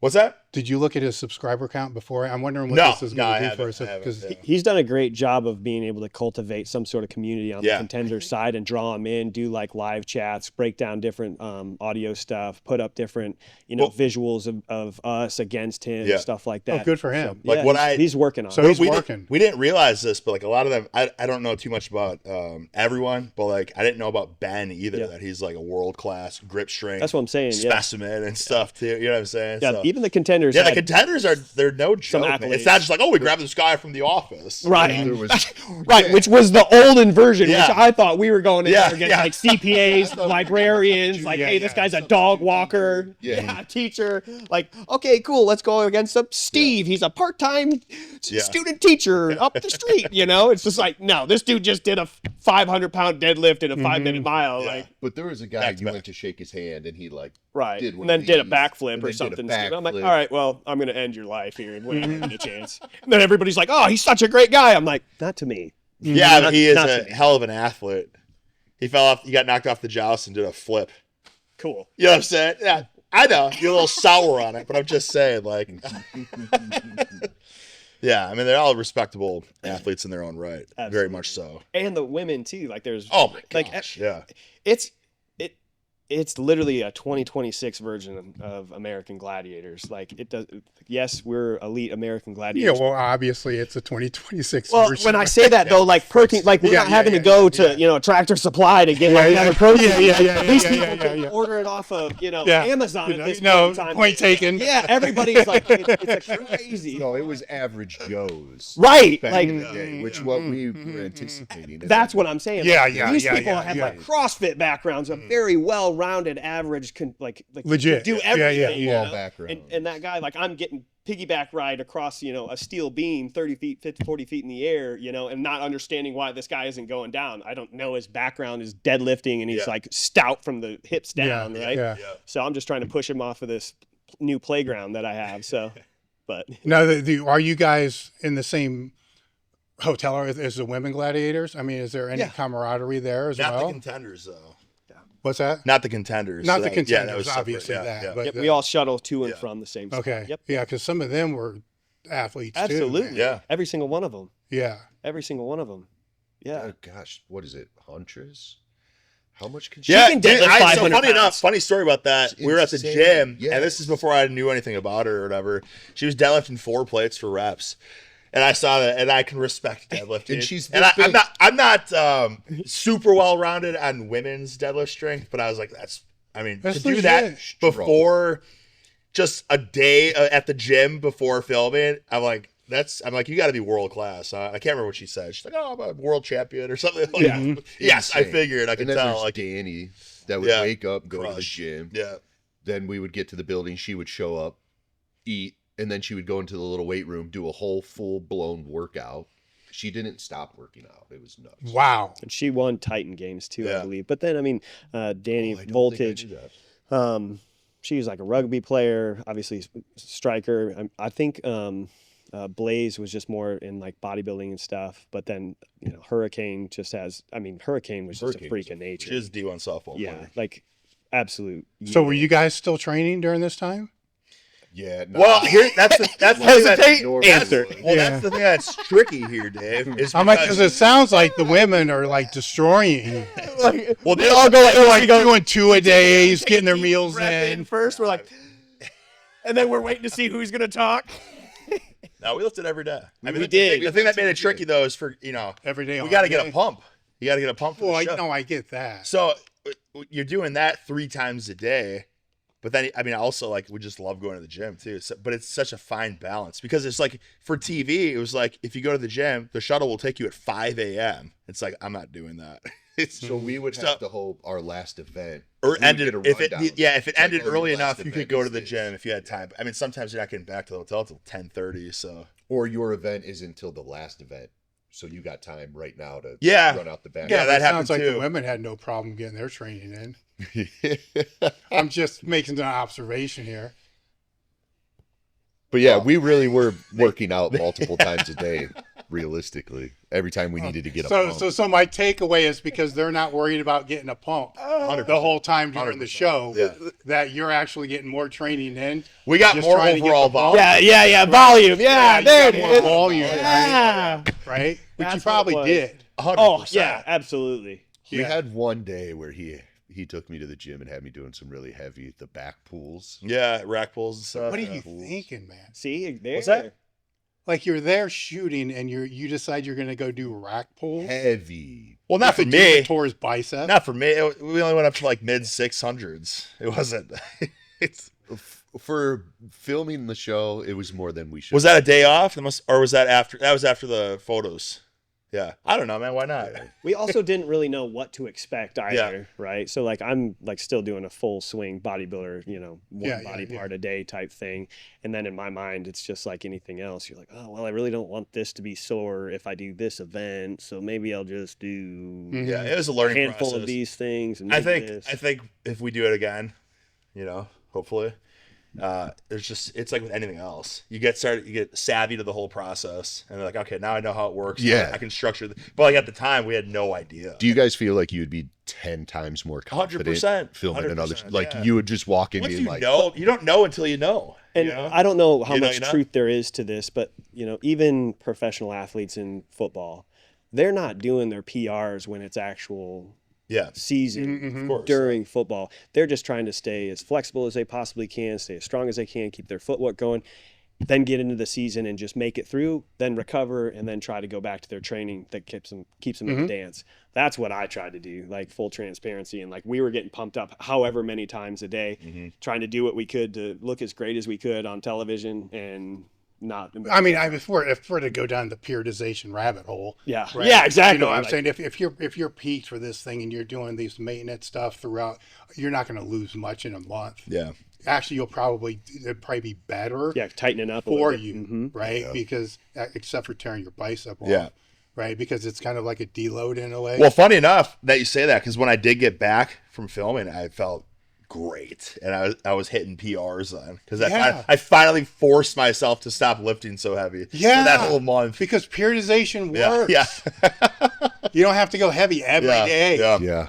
Funny when you rest your body. Yeah. What happened? Oh yeah. So we weren't resting, but we were resting. Yeah. Oh, so I see where this is going now. Yeah. So your content in the next few months is going to be about 3 days. You need to periodize your program. You need to make sure you got a science-based. Oh yeah, that's definitely the route I'm going. No, He's gonna I'll be filming do 3 day recovery workouts. stuff. Just biceps and shoulders, 3 days. That's gonna be like, We were trying to work whatever muscles we could.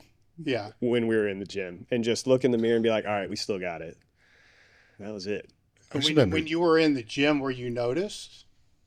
Yeah. Yeah. I mean, well, the reason I ask is because that can be an issue too, right? Because if you only have an hour to be there, Yeah. you got to get in. You can't do a 3-hour arm workout, right? I think we did. You got to be polite. You know what I'm saying? You can't be a dick. Yeah. Right. Because fans could be there. Yeah. But you got to get your work done. Right. So it can be. Was it an overwhelming thing? Or was Remember it that? not too So bad? not so much at the other gym, but remember the first gym we were going to before we learned about the other gyms in the area. The one that was remember right that next there. people started like showing off or whatever because they like got wind of what was happening. That was a bit distracting, and that gym was very busy, so those workouts kind of sucked. Yeah. But once we learned the lay of the land, it's like anything else. Once you get experience, like okay, if we go to this one, no one's at that gym, or we go to this one that day. So Because we all ran into people that recognized us from our other ventures, from wrestling and from his YouTube. Like we actually had people coming up like wanting to take pictures with us, completely outside of the gladiator world, obviously.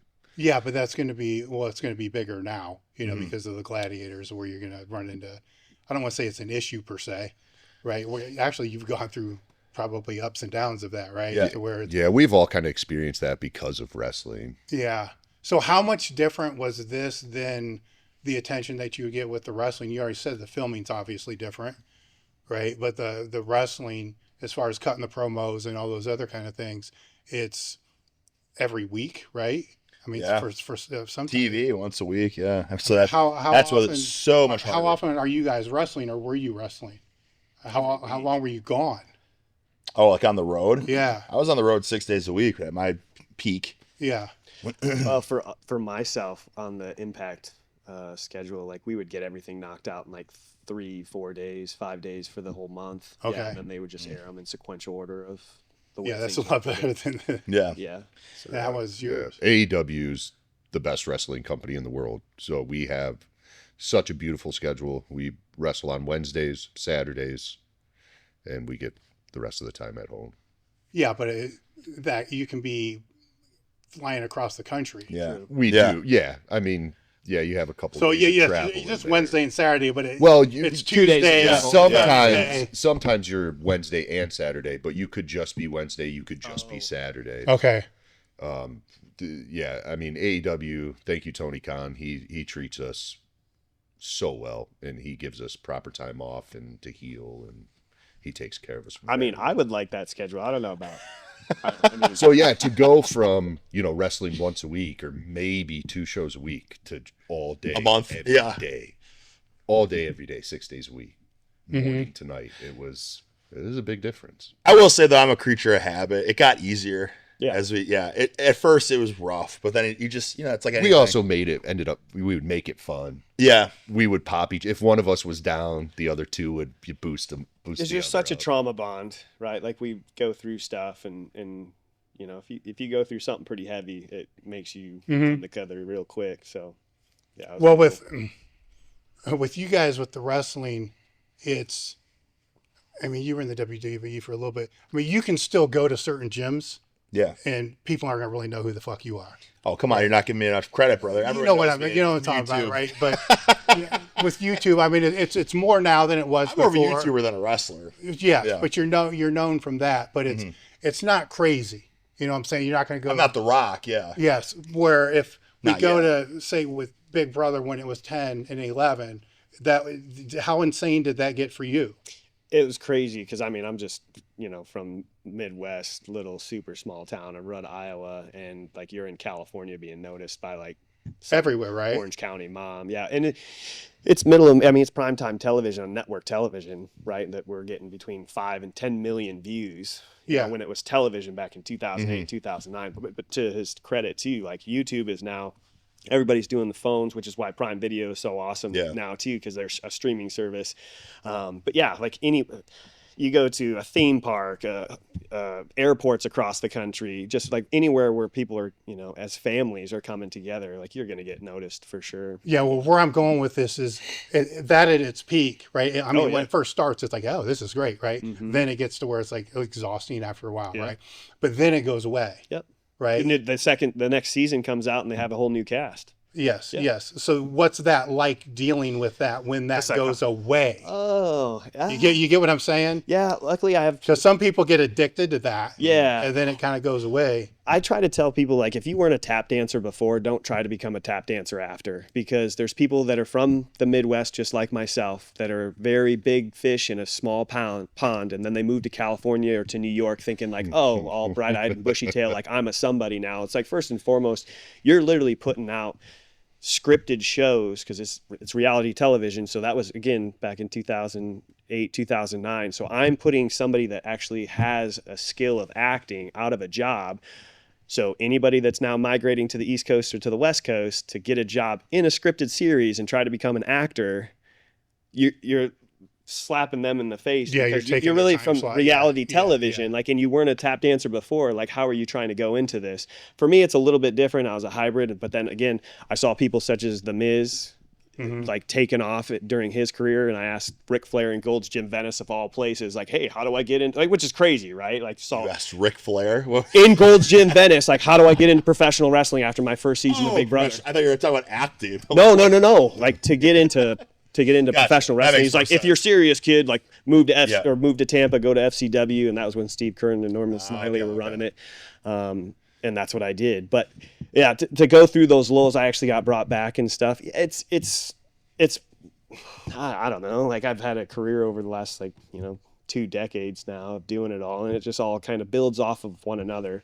And I don't think I would have been able, like anybody really, you're not going to get to that next opportunity unless you already have a bunch in the can and you have like some staying power, which I don't think a lot of people understood, like my whole gimmick from the beginning, which hopefully I've tried to steer away from, just being an American Gladiator. Because when we're heels, like, nobody can relate to somebody that has single digit body fat, it's pretty, and then if I sit there and flex long enough, people are going to hate me. Yeah. But it's something that I can elicit. Whereas with this, we all have to be baby faces. We all need to be liked. And like, it's a complete, I feel like it's a 180, and Johnny Ferraro instilled that into us, saying like, hey, this is kind of what we need to do with this. And it's going to be completely different. Like, being liked by the kids is going to be different for me and my whole gimmick, So Now with your contracts, were there things in there that you couldn't do? Like don't ride motorcycles and stupid shit like that? I didn't read it. You didn't read it? I don't think American so. Gladiator. But that's Sick, I'm a doing rule that. I have. All right, well, I'm going to ask the guy did you read it? I definitely read it. Absolutely. Yeah. I probably skimmed it. I mean, I'm Yeah, not giving myself right. enough credit. You know, I have ADHD, so, you know, I read a couple lines, I skip, I read a couple lines. Yeah, kind of I like get the it. accept I get on the it. Yeah, it's software fine. that you click through. I just wanted to make sure that any other opportunity that I still got was I had a track record of like having a lot of other opportunities in reality television. I wouldn't be able to get deterred or miss out Yeah. on those type of things. And you negotiated and tried talking to them about that. And I think the big thing that I did kind of, there's one thing I was looking for, and that's like what we were allowed to do on our own or whatever. And it's basically, I think you could do anything as long as it didn't directly compete with the show. Yep. So I was like, well, that's all I need to hear. Great. Because that's huge for me. It's like if you couldn't. Yeah, but YouTube how or do they something. define that? True. I think it had to be Right. like another Competitive TV series. show that Unscripted. directly rivaled, which is like, what are you going to do? So, It'd be like if you tried to do Titan games. Yeah. Or something like Yeah, that yeah, if it came yeah. back. Yeah. Like with wrestling, we have a lot of freedom. But that's actually funny you say that about the motorcycle. That was a rule I made for myself because I used to have a Harley. Mm-hmm. And I love riding and I miss riding so much. But I promised myself no race cars and no motorcycles until I'm retired. Mm-hmm. I bet you did. can Put So he turned his daily driver into a supercharged SUV. I did Well, so, supercharge I my mean- SUV. You're being lied to about strength training. I know because I've been watching this happen for over 40 years, and it's gotten worse, not better. When I got online in the late 90s, the people that were being sold this crap were the same people that I grew up and trained with. Serious lifters, coaches, and people who just wanted to get strong. So I started writing articles and answering questions. My wife Tracy set up the business and we borrowed $1,000 to put up a website and go to work. That was 1998. Elite FTS was never about building a brand. It was about fixing a problem. The equipment, the articles, the coaching, all of it exists because the people who needed the real information deserve better than what they were getting, and they still do now. If you train, if you coach, if you've ever been handed something that didn't work by someone who didn't know what they were talking about, Elite FTS was built for you. It's not a race car. It's a race truck. No, you guys are kind of in a weird place, right? Because season one's doing real well, right? So you don't know if there's going to be a season 2, a season 3, or whatever it's going to be. But you still got to live your life. But you still got to be able to put your life on hold to be able to do the next season if they want to do the next season. So how do you manage that? Keep doing what we've been doing. Yeah, I mean, Keep training, going to the that's gym. what you and- said before. It's like what got you to the dance in the first place. That's a great question, man. That's a very, You know what I'm saying? that's a Because heavy question. if we're all faced with it. a really good opportunity comes, Mm-hmm. right, then you got to balance that out. That's weird, man, because you got to balance that out with something you don't even know. Yeah. Like, I don't know if I can take this because maybe this other thing might happen and I really like that, but this other thing pays. Yeah. You know, it's It's a great question. I think for myself personally, I hold this American Gladiators opportunity such high regard, and it's such a huge honor. And again, just the battle tested and the fact that we've all earned our stripes over there. I'm over the moon about it. Right. Yeah. So this is at the forefront of my life. I hope it lasts for 10 years. I hope That's what I was it lasts saying, longer. dude. Give Yeah. 20 seasons. Yeah, Solid 20. exactly. I'm willing to shoot 2 seasons every single year for as Yeah. long as I can. now 100%. are the producers associated with the original at all, or is it all new? the guy that created it, Yeah. Ferraro is, yeah. Okay, so if we go back, because I never really paid attention to it ever, right? Maybe like one episode or whatever. With the gladiators that they had in the past, Mm-hmm. did they stay the same, or how often were they replaced? That's a good question. Well, I mean, you had like Nitro and I mean, people Turbo, are going to get hurt. So let's just assume that people Thunder. get hurt or I mean, whatever. I would say some of them had some staying power, but Yeah, that's like when I watched it as a kid, I mean, these guys, they were the guys. Yeah. You know what I'm saying? And then as I kind of, because the show was like 89 to 90. 6, I think. Yeah, something like that. 95. I feel like a handful of them were just consistent. Staples. Yeah, of course, your staples. And then, Yeah, like Swamp Gemini, Sky, Sky, Diamond. There's circumstances. Like you were saying, Thunder. Mm-hmm. Glacier, Yeah, I know, but as you're looking Nitro. at this, though, you got to People start a It's your career. life, right? Mm-hmm. So it's a business opportunity. I mean, Big Brother or something like that. It's one season. I mean, you Yep. kind of got lucky because it was Yeah, 2, right? 100%. But you kind of know it's like one season. Where this, You know, it could be 1, Yeah. it could be 4, it could be 8, or they could just say, no, we don't want you back. Yep. We found somebody we might like better, but you don't know, right? So Yeah. you got to live in that uncertainty. Yeah. So what advice would you have for people living in uncertainty? Make decisions that you can live with. I mean, we're all grown men, and I think he made a decision to still show up, even though he did what he did beforehand. That's all I've done my entire life, and then go towards where the opportunity is and run towards it, you know. Control what you can control. Yeah. And then it's going to be on God's time, because whatever you think you should earn, or whatever, however hard work. And I'd say this for maybe all of our professional wrestling careers, like it's the only thing that you can give it 100% and then never get the payback that you think you should have. So it's on a timing, and like, we don't know storylines, we don't know the politics of things, and you got to take the good with the bad and just be ready at all times. That's what I try to do, and just being natural my entire life. Like it's easy to stay consistent, you know, and whatever opportunities continue to come, like I just be ready for it. Yeah, I mean, for me, wrestling is my base. Wrestling is my home.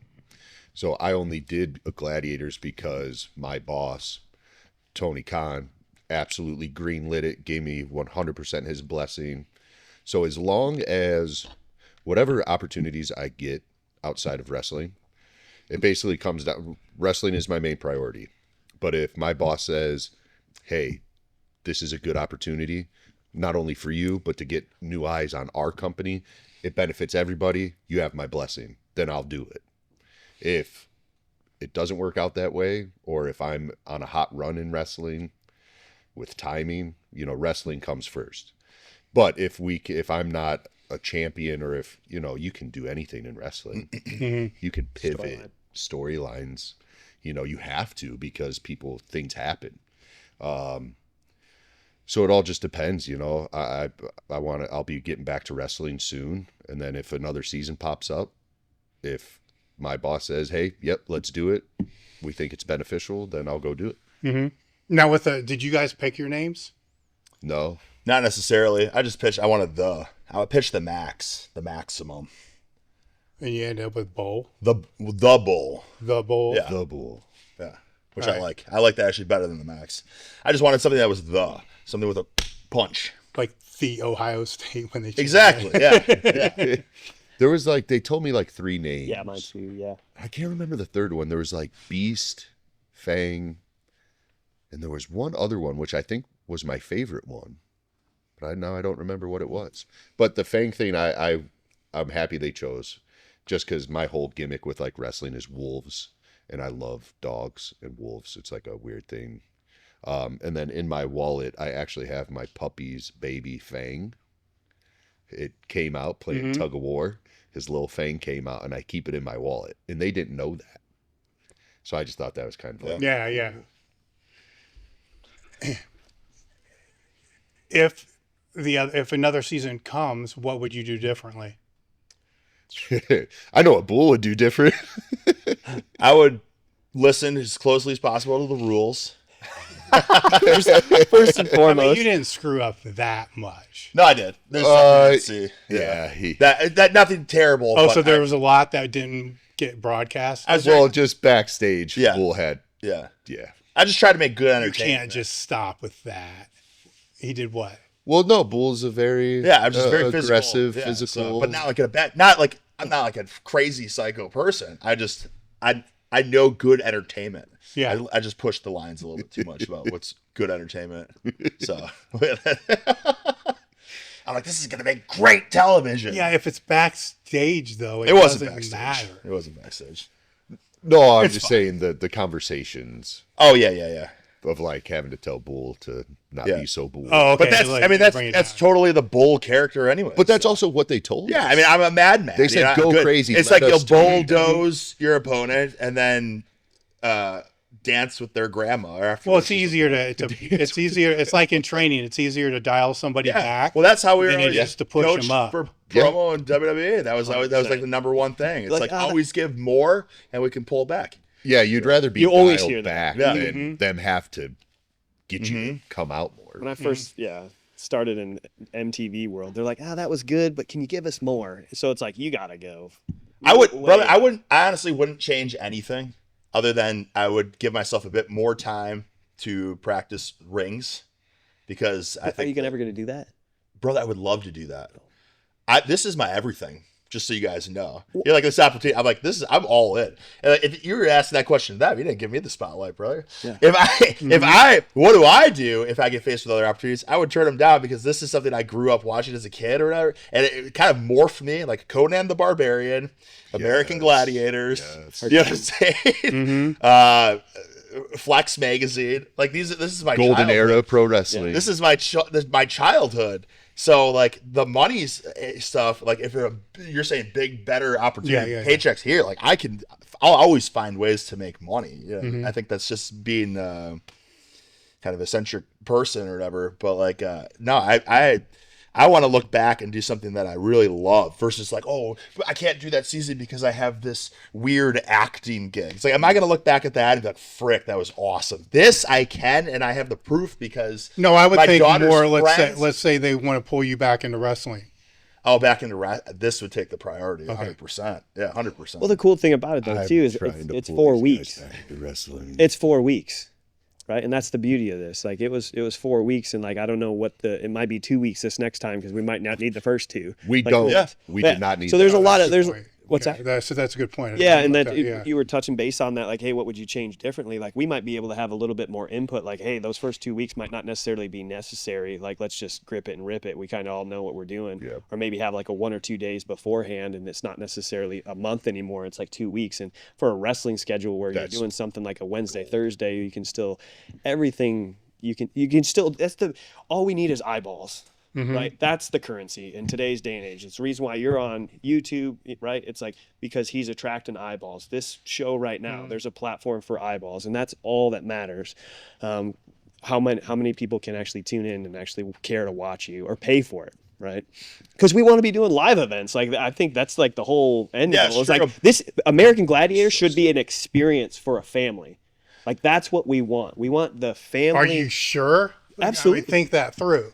How do 'Cause you- if it's dude. live events, Yeah. man. Let me get Now- a 7-year-old up on that. No, but now you're talking like one a week. yeah, you're doing once Every a week, week? once or twice a week, That's- like pro Dude. wrestling all of a sudden. Yeah, I want to leave Dynamite Wednesday night and then fly to do Gladiators the next night. And That'd again, be so there's dope. it's still like the circus, right? It's still Yeah, gonna yeah, be yeah, like yeah. the same kind of, hey, this town, like two, three nights in a row, or whatever the case may be, or maybe for 2, 3, 4 months. And that's it. Keep us busy. Like, and the whole point of it should be based around like influencers and just living a healthy lifestyle. Like, that's the whole point of like trying to influence today's youth to live a healthier lifestyle. Like, seeing us be characters that are larger than life, that are the epitome of what an American Gladiator should be, with sportsmanship and looking like $10 million. That's what we need to get back to. Yeah, that's Like the reason why we kids- watched Slive. It's the reason why we watched Arnold. Like, oh my God, these guys are huge. Like, how do I get like that? Yeah, you and know that's how the much- reason why we picked up magazines. That's why we spend our whole life, like our entire book of business, our entire career, eating every single meal we have, trying to go to sleep, trying to work out. For God's sake, like, look at what you two actually ate to try and just gain a little bit of muscle. Like, you guys sacrificed your gut biome for who knows how long. Yeah, there's no drugs, alcohol, going to the clubs when you live the way we live. Yeah. And we need to get back to that. All these kids are so young, thinking it's so cool to do this stuff. And I made the same mistakes, but growing up how we grew up, that's why we are the men we are today. And I think we need that example again with the youth. Now, do you have any idea how they went? Because you said the influencers, which kind of hit me because you were talking about what Michael is a YouTuber. Yeah. Do you have any idea on how they selected the people to compete? Because I would think if you did pull in influencers, ones with big followings. They did. Huge. Yeah. They did. There's a couple, No, I it'd think be a there's good thing though. There's Yeah. a woman that I think has like 400,000 followers. Like you said, Ben has his own. They're different niche things, and I think they did a great job of it, because then there's still other people. Even on the Gladiator side, like some of the guys only have a couple thousand, but like it's a niche market that's obviously following them. But I think they did a great job of doing that. Probably a good balance of like, okay, they have a little bit of a following Yeah. that'll get viewers, plus they have a good story and a look, and they can talk whatever pieces they need to put the puzzle together. Now, I know he doesn't give a shit about this, but did Did you set up different Instagram accounts for different characters? No, It's all still, the same? It's all still my own. Yeah, and everything that I post normally on my Instagram is like on television. So I try to keep my personal life a little bit more personal, and that's about it. Yeah, but you wonder if they're going to search steal. Yeah, Right? Well, you can do that because I think you guys did because you have like your handle, Yeah. but then you can also have your name. Yeah, that's what I did. So I have I my tried to change handle's mine, real still. Wardlow. So if you look up Wardlow, you'll find me. But if you look up Fang, my name is Fang on there. So you kind of you can look it up. Yeah, but see, you have different characters, right? Because you're still wrestling under one name, and then you're a gladiator under another name. Yeah, I feel so like- mine is both. So I have like Gladiators and AEW listed in my bio. So Okay. it's just like I said, I would kind of put them all under. Like if I'd shot a movie and I played a character in a movie, that would still all go into my main Yeah. Instagram. Now, have you seen any increase in subscriber count since this thing's come out? I've gone up some Yeah. followers and stuff. it's gone up a bit. I need to start a YouTube. Actually, I'm going to talk to you about that. I need to You're start. gonna talk to. He does it with his phone. He's the I'm best not guy the to talk to. Yeah, no, because that's about the effort I'm looking to Yeah. put into it. But like because these guys have families, I'm alone all the time, and I'm just like, I could literally be making content all day, every day, and I don't, and it's something I feel like I need to get into. I mean, you got to do it if you were going to do it anyways. I don't think if you like try to force it, it'll ever work. You know what I'm saying? It's like I like horse cocking. You know what I'm saying? Yeah. I'm going to film it. I love doing it anyways. Like if it was like when it's like, oh, I got to make a video for the sake of a video, that's when it sucks. But when I'm like just doing something, I'm like, well, I'll just film this. That's like the best content. And I think it's the same thing with like we're talking about the handles and the pages and all that separate. In 2026, like you are like people see exactly who you are. You know what I'm saying? Like your steel is not much different. They can go to your page and be like, oh, it's Mr. Spectacular, but they're like, this is steel. He's not playing a character. Just like for me, the bull, I go to my page and I'm going to be doing the craziest lifts. You know what I'm saying? Like, oh, that makes sense. It's not like they're going to your, where's his page? Oh my gosh, he's totally playing a character online. You know what I mean? I feel like this doesn't work in today's day and age. Just like people that are doing YouTube channels and they're trying to put on this facade. People can see right through it. There's just too much. There's too many different outlets of seeing who you really are in today's. That's why it's like reality television. I mean, social media is just reality television now. You know? It's a commercial for yourself. Yeah. It's like there's the days of being like an actor in a sense. Like I don't know, they're gone now. It's a new age. So Pretty crazy. I had to double check. If you look up Fang or Wardlow, mine pops. It works. Yeah. Is there anything about the show I didn't bring up that you guys think I should have brought up? How awesome like DC and Sarah and Rami was. Like, I just think, the production. team. Yeah. Like these guys are top tier, and the fact that like they shot everything like a stunt coming out of Mission Impossible. Like the camera is like these guys are the best of the best. Like there's a reason why we're on, Prime Video. Who is Scott and Stuart. Stu? Yeah. Scott and Stu, who like helped train us, and they were awesome. Everybody that had their hand in it, just good people, good experience. What do you think your best moment was that's on filmed? my best moment, I mean, that's when I got a really chance to show who I am. Because listen, here's the deal. These events, brother, like I'm a wrestler. You know what I'm saying? I'll tussle, I'll grapple, I'll scrap. Okay. But then you put me in like all these new elements that I'm not familiar with, not comfortable with. So it's like, it's me. You're seeing me in the rawest state outside of like, oh my gosh, this is the first time experiencing Fish this out of too. water. You know Fish what I'm out of saying? water over here. Yeah. Like it's not like, oh, I've been doing this for years, right? It's just like first time I've done it, first time you're seeing me do it.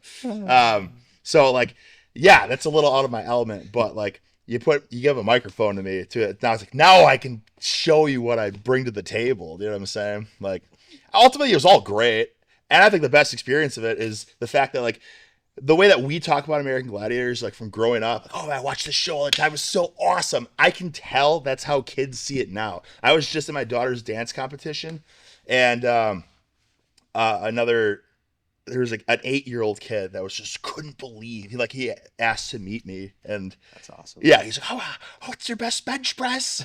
Who's you thought we were gonna be enemies on the show? I'm like, no, well, the Gladiators work together. But you know what I'm saying? Like, these kids are already watching this, like, oh, like, how do they hate each other? Do they love each other? Like, how much do they lift and stuff? You know what I mean? It's probably exactly how we saw when we were 8 years old too. So, because I'll see a lot of people are like, oh, the show's great, heartfelt, whatever. But then I'll also see people like, oh, it's not what it used to be. It used to be so much more. It's like, what are you talking about, dude? First of all, you're looking at it from your eyes when you were 8, 9, 10. Now you're this bitter asshole 40-year-old. You know what I mean? No offense. You know what I'm saying? But like, like, you got to put yourself in Pushing the boulder. You got to put yourself in these kids' shoes again. And I will say this: when I was in WWE, my daughter couldn't give a rat's patoot. She never watched anything I did. Now she's asking to watch. She's watching the show with her friends and stuff. So the kids love this show. You know what I mean? So I'm like, ooh, but I didn't look cool and tough in this moment. It's like, who freaking cares? That's Absolutely. not the point. I know. The point is, it's the experience that these kids, like, they're seeing it, like, oh, this is awesome. These guys got muscles and there's competition and, like, you know what I mean? Like, Yeah, the 8-year-old has no Yeah. idea how upset we were that Yeah. if we lost something. so, like, or, we're overthinking this shit. Yes. And people that watch this stuff in, like, the 90s are overthinking it, too. Like, oh, it's not like it. The characters back in the day, because I've seen all this shit, too. It's like, shut up and take a step back for a second. It's engagement, though, man. I know, but I'm just saying. Yeah, I'm standing up on the joust for the first time, probably more nervous than the competitor. Yeah. He doesn't know that. He's like, oh, Oh, this yeah, kid's yeah. But in my mind, I'm like terrified. I'm like terrified. No, I'm sitting here thinking you guys all practice this stuff beforehand. Listen, we got a Did it chance. work? You got a chance. Like, hey, if you want to go feel it, do it. But, like, for us, like, brother, I'm sure you guys totally agree. But I was throw us like, in the I mean, deep end. I'll practice certain events to kind of feel it up. But, like, this one, because it's high up. I'm like, so what are we going to do? We're going to go at, like, how do you practice unless you actually go all out? I don't know what it's going to feel like to actually get hit until I actually get hit. And then do I want to, like, whoa, I didn't expect that. And I'm going to fall 10 feet and dislocate my elbow, or, you know what I'm saying? Like, these are real probabilities. There is a learning curve. And, like, even when I went up for the first time up on the edge and stuff, Yeah. I went up there with Mayhem, and he was literally, he box jumped the entire course in 4 jumps. So I was up there with him, and I go, I won't be doing this. And then I just, like, kind of walk through it and whatnot. And then lo and behold, like, that was my event. And I'm like, exactly like what you're saying, but now suspended 30 feet in the air, and I take the harness off, and I'm like, and everybody's like, you should be a gladiator. You should. I'm like, have you ever been on top of a roof? That's only 10 feet, my guy. We're 4 times higher than that. And let me also say with the show too, it's obviously the net is there for safety, but I think, because I'm watching this stuff, I'm watching this for the first time with everyone else is watching this too, and I'm like, man, the way that's filmed, like, they do the best, but, like, man, people don't understand how scary it is up there, because, like, oh, there's a net, and you see it, like, it doesn't, but, like, when you fall wrong, what is it, 30 feet? Brother, when you see the audience and they're, 20 feet below you, you're like, this is crazy. And you can't see the net because it's black. Yeah, you can't see it. So you're looking down at a floor that's like 30 feet down. And the thing's moving. So all that aside, still doing it for the first time ever. And then Michael goes and rips off what he does. So I'm just like, all right, well, whatever I was doing doesn't work. So go for broke. And that's when, more TV, which is what you were saying. There's a couple moments in there that the most beautiful thing about this is there's raw athleticism that's being captured at literally every single angle. And I appreciate baseball, I appreciate football, wrestling, everything, because I've been able to dabble in it just in an amateur level, right? But not like this. So hopefully there's things that get elicited from the casual viewer. I love the fact that kids are so wrapped up into it, because that's, at the end of the day, we kind of spoke about it before, kids are it. Yeah. That's the future. It's like, how can we help shape them and put them in the best vehicle to succeed in life? Because life's hard enough. So, like, if you have some sort of health issue, when it especially comes to just like food choices or whatnot, granted, we're going down a different rabbit hole, but it's like, that is what inspired all of us to start even lifting the first weight we did. And then, like, hey, how do I get more muscle? Okay, keep eating, make sure you're sleeping right, go to these competitions, and then you kind of find your groove.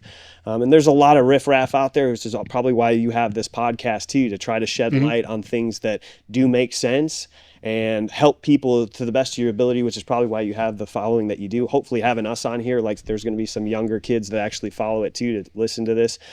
We've gone on for long enough, but like that's at the end of the root of everything, like helping the kids and put them in the best position to succeed in this crazy world, you know, the indoctrination that they're getting. Not every kid, Yeah. not every kid grows up with a dad like these guys. Right. I built Elite FTS in 1998, 27 years ago, with the aim to help educate as many people as I could in strength and conditioning. And the way to do that was to keep all the content complementary.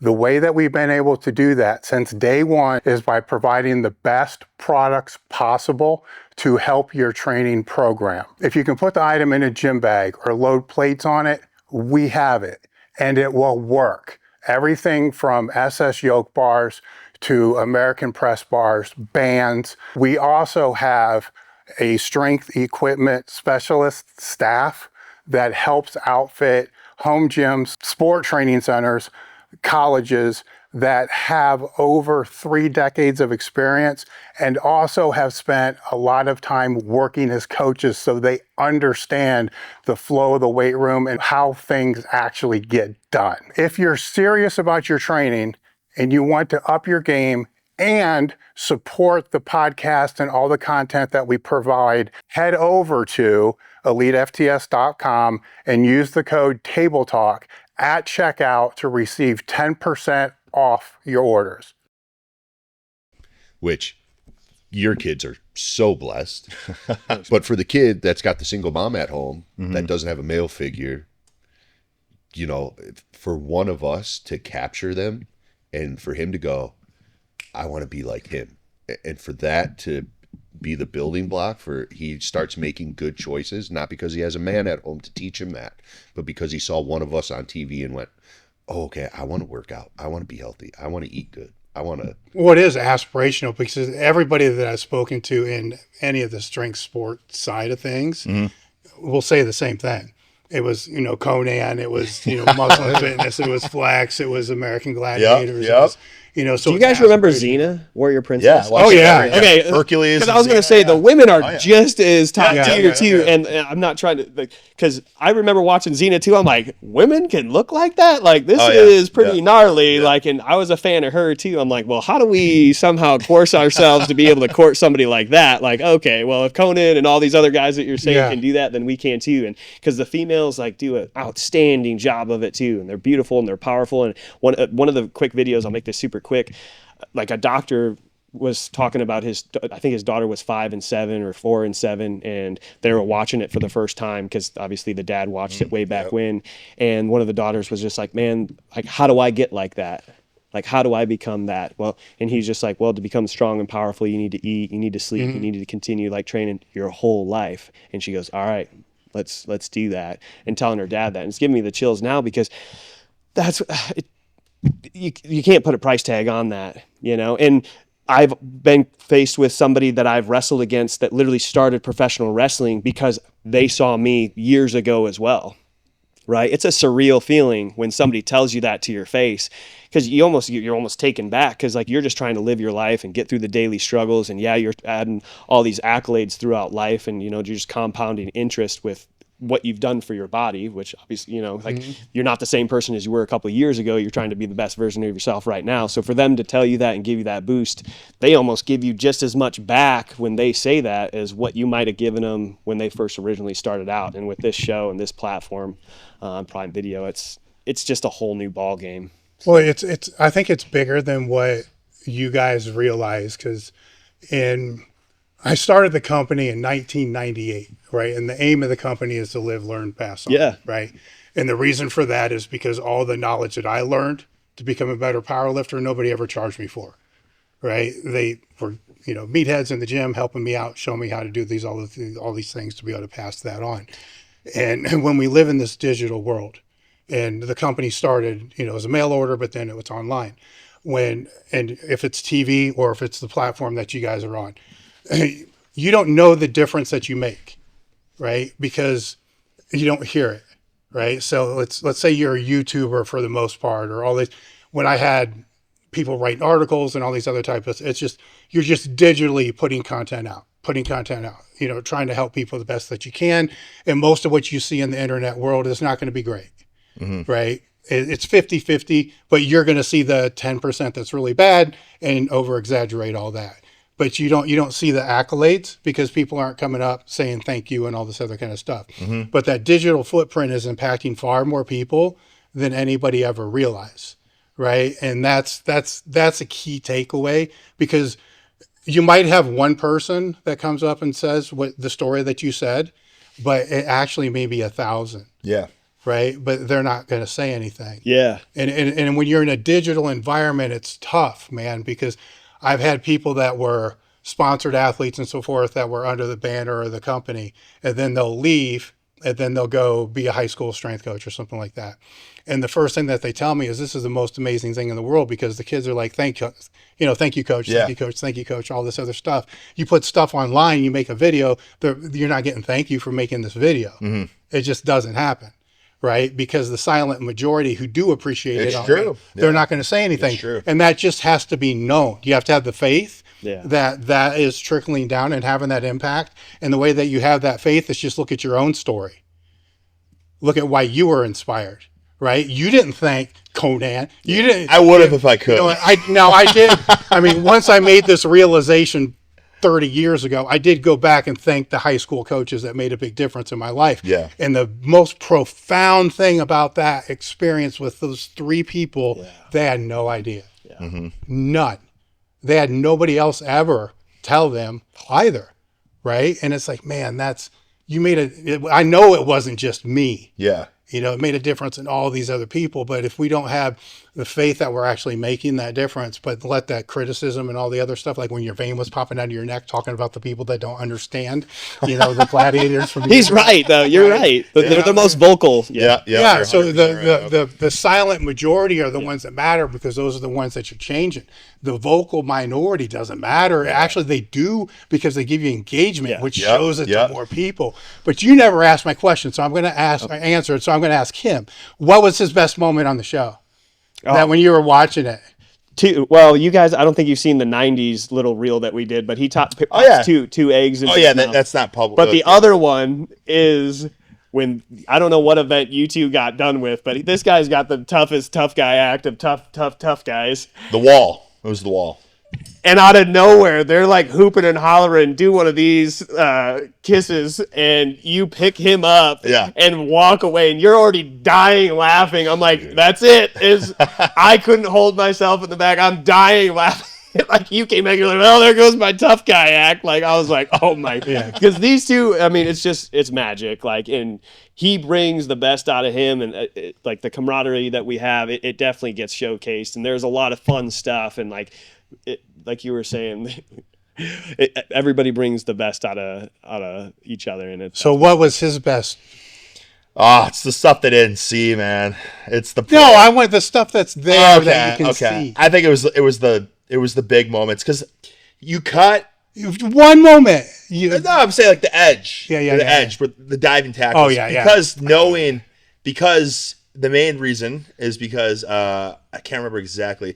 Did you get just absolutely destroyed on the edge at one? Well, Michael. Yeah. So every time. Well, and I wasn't getting reset. So that was your first running back and forth like a. That was your first time doing it, basically, right? What's going on here? Watching this live. Yeah. I mean, I think that's what people don't understand. There's so much more to it. They're just watching it like, oh, it's next episode. Okay, whatever. But they don't grasp like I know, dude.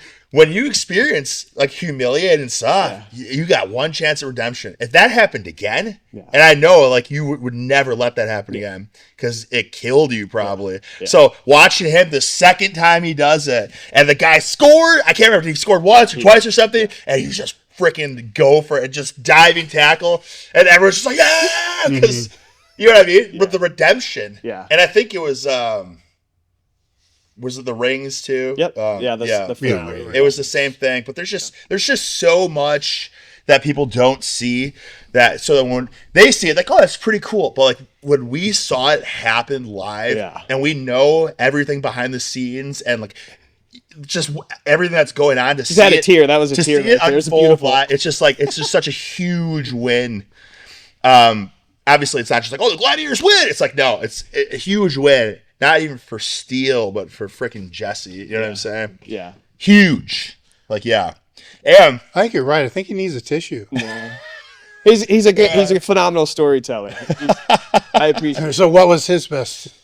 I think for that sheer one, domination. it's another one. The stuff that I really liked the most was the stuff that they, for whatever one way or another, I don't know. They just didn't. I think they just didn't want us to shine so much. His entrance was gangster too. Well, the entrance was cool. See how great that came out to be, knowing how scary that all was. God. Yeah, but you couldn't even tell. But I think it was after the joust. I think he caught a great, a really good, heartfelt promo. That was it. Which, well, unfortunately, I don't. I think what's this entrance story? Was he? Yeah, so that's where he's suspended from like the ceiling or I ever walked walking down the rock wall. Yeah. It's like And like they had a you just had one test run, right? Like, oh, let's try it out. And it's just like, and even at one point we're like, whoa, whoa, whoa! Like when you're like, yeah, because you're on the top of the rock wall and then you go completely horizontal. so if anything goes wrong, God forbid, you'd be Dude, and one He's time 270 pounds. Yeah, you know? the rope went. And he's And watching everybody's yelling. the little I thought it guy was that's it. on the other side that But- probably weighs a $110. But Like, honestly, feeding so his the line. best. So these are all just little moments, you know, because it's again, it was just such a big experience that I feel like I wish the audience could truly grasp it, and I think that's the reason that like WWE does their like behind the whatever it's called, Unreal, whatever it is, I don't know, but like where because it gives the people, it opens the curtain, and because that's where the real magic Breaks the is. fourth wall. Obviously, the show's great, but to see what goes into it, and unlike WWE, it's all scripted and stuff, whatever. Like this is like legit. Like, hey man, you might get embarrassed, and you might get embarrassed again, and then you'll probably not come back, and you're gonna embarrass your family. You know what I mean? So there's so much like it's very high stakes. So I think. For Fang, I think probably the biggest thing would have been, the wall. Going off of what you said earlier to Dave, like when you first, with that day one where you had to climb the wall, and just lightning shooting through your arm and whatnot, that when we both did that together, because obviously our pulling stuff at the time, like it was not great. You know what I mean? Like when I was at the gym, I was just doing like, you know, light curls and whatnot, don't get hurt, whatever. But for us to both just pull the guys, like to win that thing, you know what I mean? Because it was, you wouldn't know why, but there's more that goes into it. Is just in the trench. Pressure that was on it. Yeah. No, it's this is all interesting for me to hear because you know I never watched the show before and I watched it just That's because of crazy. the podcast and stuff. Yeah. I just didn't give a shit. I had powerlifting to do. Well, I mean, you were older at the time. You missed out on that. Yeah, I was probably too old. You know, out of that little bubble. Yeah, whatever yeah. it was. 89 to like 94. Yeah, and but I kind of watched it like twice. You know, now after hearing what I'm hearing, I want to go back and watch certain scenes again because there's context I didn't know. Right, like I didn't know that was all trashed. Like that makes the story way different, right? It's kind of interesting because they don't show the background of the Gladiators, and I get it. You don't want that's bad TV. You don't want to do that, right? Yep. You got to have that mystery type of thing mystique, there, you know. But it would be cool, you know, if it was like an extra or whatever it's going to be, feature or whatever. Yeah. From that, because it's maybe not. Because I'm thinking through my head, no, that's dumb, Dave. Like you were saying, I think there the is mystique something to behind it. it. Yeah. Yeah, the human behind the gladiator. Yeah, but you kind of want the person to form whatever opinion they True. It's such a wanna crazy form. psychology. The dynamic of the show is just it's crazy that there was such success back then and that it's being mirrored now, which is what we hoped for, right? But the energy, the life that gets brought into it because of the Miz and Chris Rose and Roxy it's the reason why. Like that's filling in all the gaps, you know, other than when he's yelling and screaming and doing his awesome song. And No, I mean they did a great job Yeah. because if I wanted to hate your character, Yeah. I could. Yeah. Really easy. Yeah. Right? Or if I wanted to like your character, I could. Really. So they're leaving it up to me, Yeah. right? Which Sure, is what yeah. you kind of want to do because I'm sure, you know, people that watched it in the past, you guys had characters you liked and you had characters you didn't like, right? And there's a reason for that, right? You want to let the audience form whatever that is. And if they had some behind the scenes, it's like, oh man, he's 100%. Yeah. he's like a dad, and he's got all these kids. Yep. It's like, Yep. Yeah. No, you're right. You're right. It's like I want to hate this guy, but I can't. Yeah. You What know, do you say about that?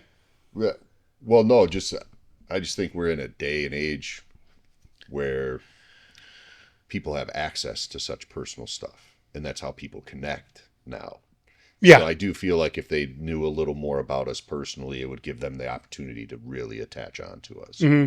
Well, they can. I guess I can. That's a good segue into the closing. How can people find you?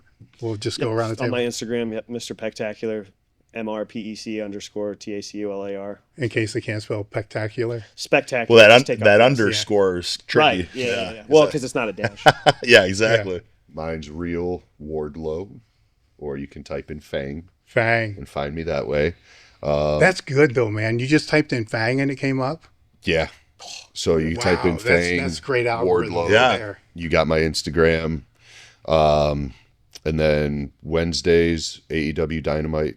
Saturdays, AEW Collision. It's on TNT, TBS, Hulu, Prime, along with Gladiators being on Prime. That's where I'm at. Yeah, I mean, social media stuff is, frickin' frick, man. Frickin' frick. frick. Not the double frick. I mean, YouTube, Search Eric Bugenhagen. thick as frick. Yeah, thick as frick, thickasfrick.com. You can type the bull in, I guess. I don't know. I changed that as well. I am the bull. Hyphen Eric Bugenhagen. I don't even freaking know. I think question, I think my handle's the same. I think it's Eric Bugenhagen, but I am the bull. do you own that character? Let's say there's no more seasons and you wanted to No. continue using that. You can't use that? Nope. All of our merchandise is on Amazon.com. You can go and get it, stuff like that too. Yeah, you can just search like Steel American Gladiators, The Bull American Gladiators, Fang American Gladiators, and like. Well, for some reason, you can't type in Fang American Gladiator. Yeah, but how long, let's say on your YouTube, Yeah. right? If you say I'm the bull, how long are you allowed to do that? I'm not sure. I mean, that's why didn't I'm read the happy. I'm happy to be the bull. Yeah, people are like, why aren't you? No, I get that, why aren't but you I'm the just horse? thinking from a We're horse marketing guys. standpoint, you want to leverage the best that Yeah. you can personally. Yeah. Right? Yeah. I didn't even think of that. Yeah. I'm sure it's You're probably. gonna have to. And call formerly known yourself as the bull, cow or right? something. I'm sure, Right. I mean, they don't care now. The cow, iron, and tooth over here. The cow, iron, and tooth. Yeah. Any final thoughts from you guys? Go watch the show all the way through multiple times. Prime Video. Get those numbers up. Make sure you like it. Yeah, let's get it can to you number like it? one. What's Can that? you like stuff on Prime? Yeah, I you think can so. like Yeah, it. Yeah, you can thumbs Put it it on up. your Thumbs watch it up. list. Fingers crossed. Season 2. The season I watch finale. it on my TV. So Perfect. it's Yeah. I'm Smart an idiot TV? when it comes to the TV. Stream it on all your tablets and your phone 24/7. Did you for the rest watch of the your- finale? Yeah. Yeah. So we were there live, and then I went to that event the other night and watched it. I was legitimately on the edge of my seat, and I knew what, like, yeah. dude, the finale is so Well, it's weird, man. The ending's weird. I don't want to spoil There's it. Yeah, drama. yeah, yeah. There's drama. It's definitely. But everything's weird. real. That's the thing. Yeah. You know what I Yeah. mean? Like, there's no. Yeah, That's you a can't testament script to, that. Yeah, you to can't the script it. T, Yeah. like to the letter of the law when it came to the rules, right? And not to give anything away, but Yeah, it was, it's there was a foreshadowing in the beginning and midway through the season as well. But I mean, Wow, there was. Now that I think about it, there was- but keep in mind the World Series of the game best of 7, a ball got lodged at the back of the warning track and got lodged under the fence and stopped the trajectory of the natural curvature of the ball once it hit and stuck. Nobody liked that, but that's what happened, and you got to play it to the way it is. And so, if you haven't watched it, there's a couple of juicy things in there to kind of sink your teeth into, absolutely. And when we watched it, we're like, oh, but it's like, no, it's weird, man. It's. I didn't know what. I didn't know how to feel about it. For Understand. me. I But it like- made you feel. Yeah. But I it made sit you there and think feel. about it. Oh yeah, a couple ways. Yeah. Well, hey, I had to like process it. It's, and I'm not just saying this shit to get people Yeah. to go watch No, it. I mean, if anything, just go watch watch it all, but go watch the last one because, like, dude, like what? what a finale, right? Well, my first thought is like, is this scripted? Like, That's what everyone. right? Yeah. That's what. That's the beauty of it. Yeah. Yeah. Yeah. And that's how sports is. Well, the crazy thing about the scripted stuff too is when I was watching it, because again, we've lived it. Yeah. But when you watch it back, like specifically the Travelator it almost like we're telling you, you know, Honest to God. yeah, honest to God, Hand on the nothing Bible. is planned or scripted. So when you're watching this and like the women on the Travelator and stuff, and if they have such a big lead, and then they eat Dude. it, and then they eat it, and then they eat it, and the other person comes, it's like, oh my, like Now that's dude, like- not that's like much the do I hill get thing, out of right? my seat. Did you try it? I would, yeah. You didn't try it? I want to buy one for my house though, because I would love to train that. I thought it would have been cool to have the Gladiators Yeah. face off, like pair us up and do the I have Travelator. no interest in doing that. Do you really have any interest in doing that? Travelator, yeah. A little bit, yeah. 0%. Not all this stuff, but Listen, That's the coolest part. no. What, the Travelator? No. Yeah. That looks like the most brutal part. 100%. I Like, would no, never man, this want to is do like that. hill sprints. yeah, Exactly. Yeah. After you did all of that other stuff, I want to see how fast I can get up the net, because that was always the thing that kicked people's ass. Yeah.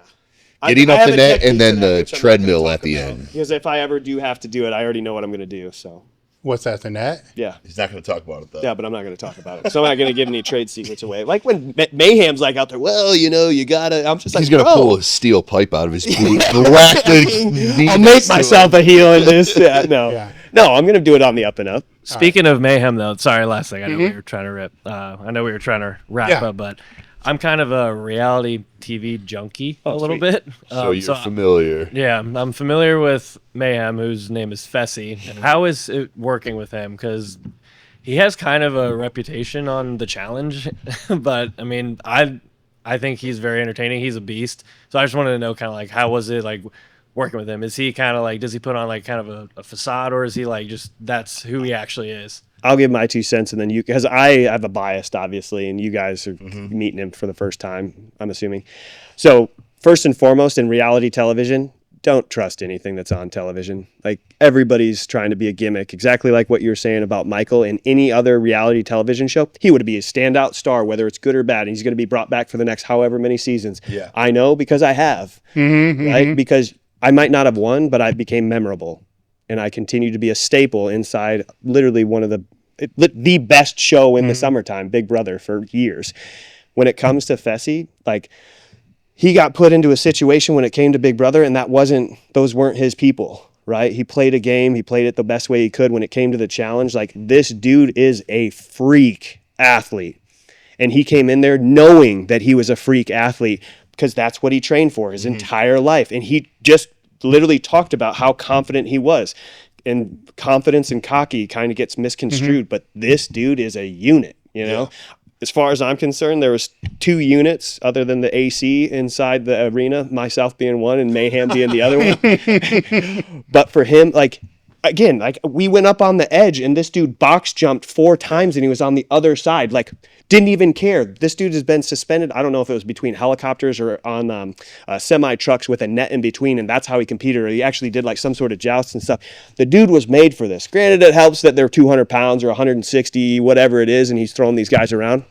But he's been doing it. He's done slam ball, all these other things. Like, everybody in their respected journey, you know, made their way to American Gladiators and found their niche, and it's a thing of beauty. I was telling these guys, and I'll put everybody over like I always do because I see it, and I love when other people win too. Like, I have no problem with it. He got a bad rep over there when it comes to the challenge and whatnot. I would love to just knock people out. I never got a chance at the challenge, not to make this about myself, but there's plenty of people that could have played the challenge, right? But he went in there, and now he's an American Gladiator, and he's being wrapped up with something that he's able to be appreciated.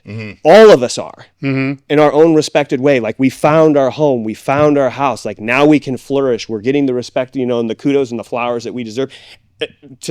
And Miz too. Like, this dude is coming into his own. Not trying to make that about him, but this dude is like the Ryan Seacrest of today right now, and like, that's what he's being as a trailblazer. But for Mayhem, like, this dude was salivating, going over tape, trying to figure out where he maybe lost a step one time, and then just to make sure that it never happened again. I'd just, in my mind, I'd be like, well, I only tried apparently 98%, so now I have to go 106, and then maybe, and you know, and that's how I kind of got through the edge. And like, you try to eliminate stuff. This dude was like rewinding, watching his own footwork like an NFL football player, because that's what he aspired to be, and rewatched it, showed me, talked to me about it, broke it down. Like, this dude was very calculated when he did stuff.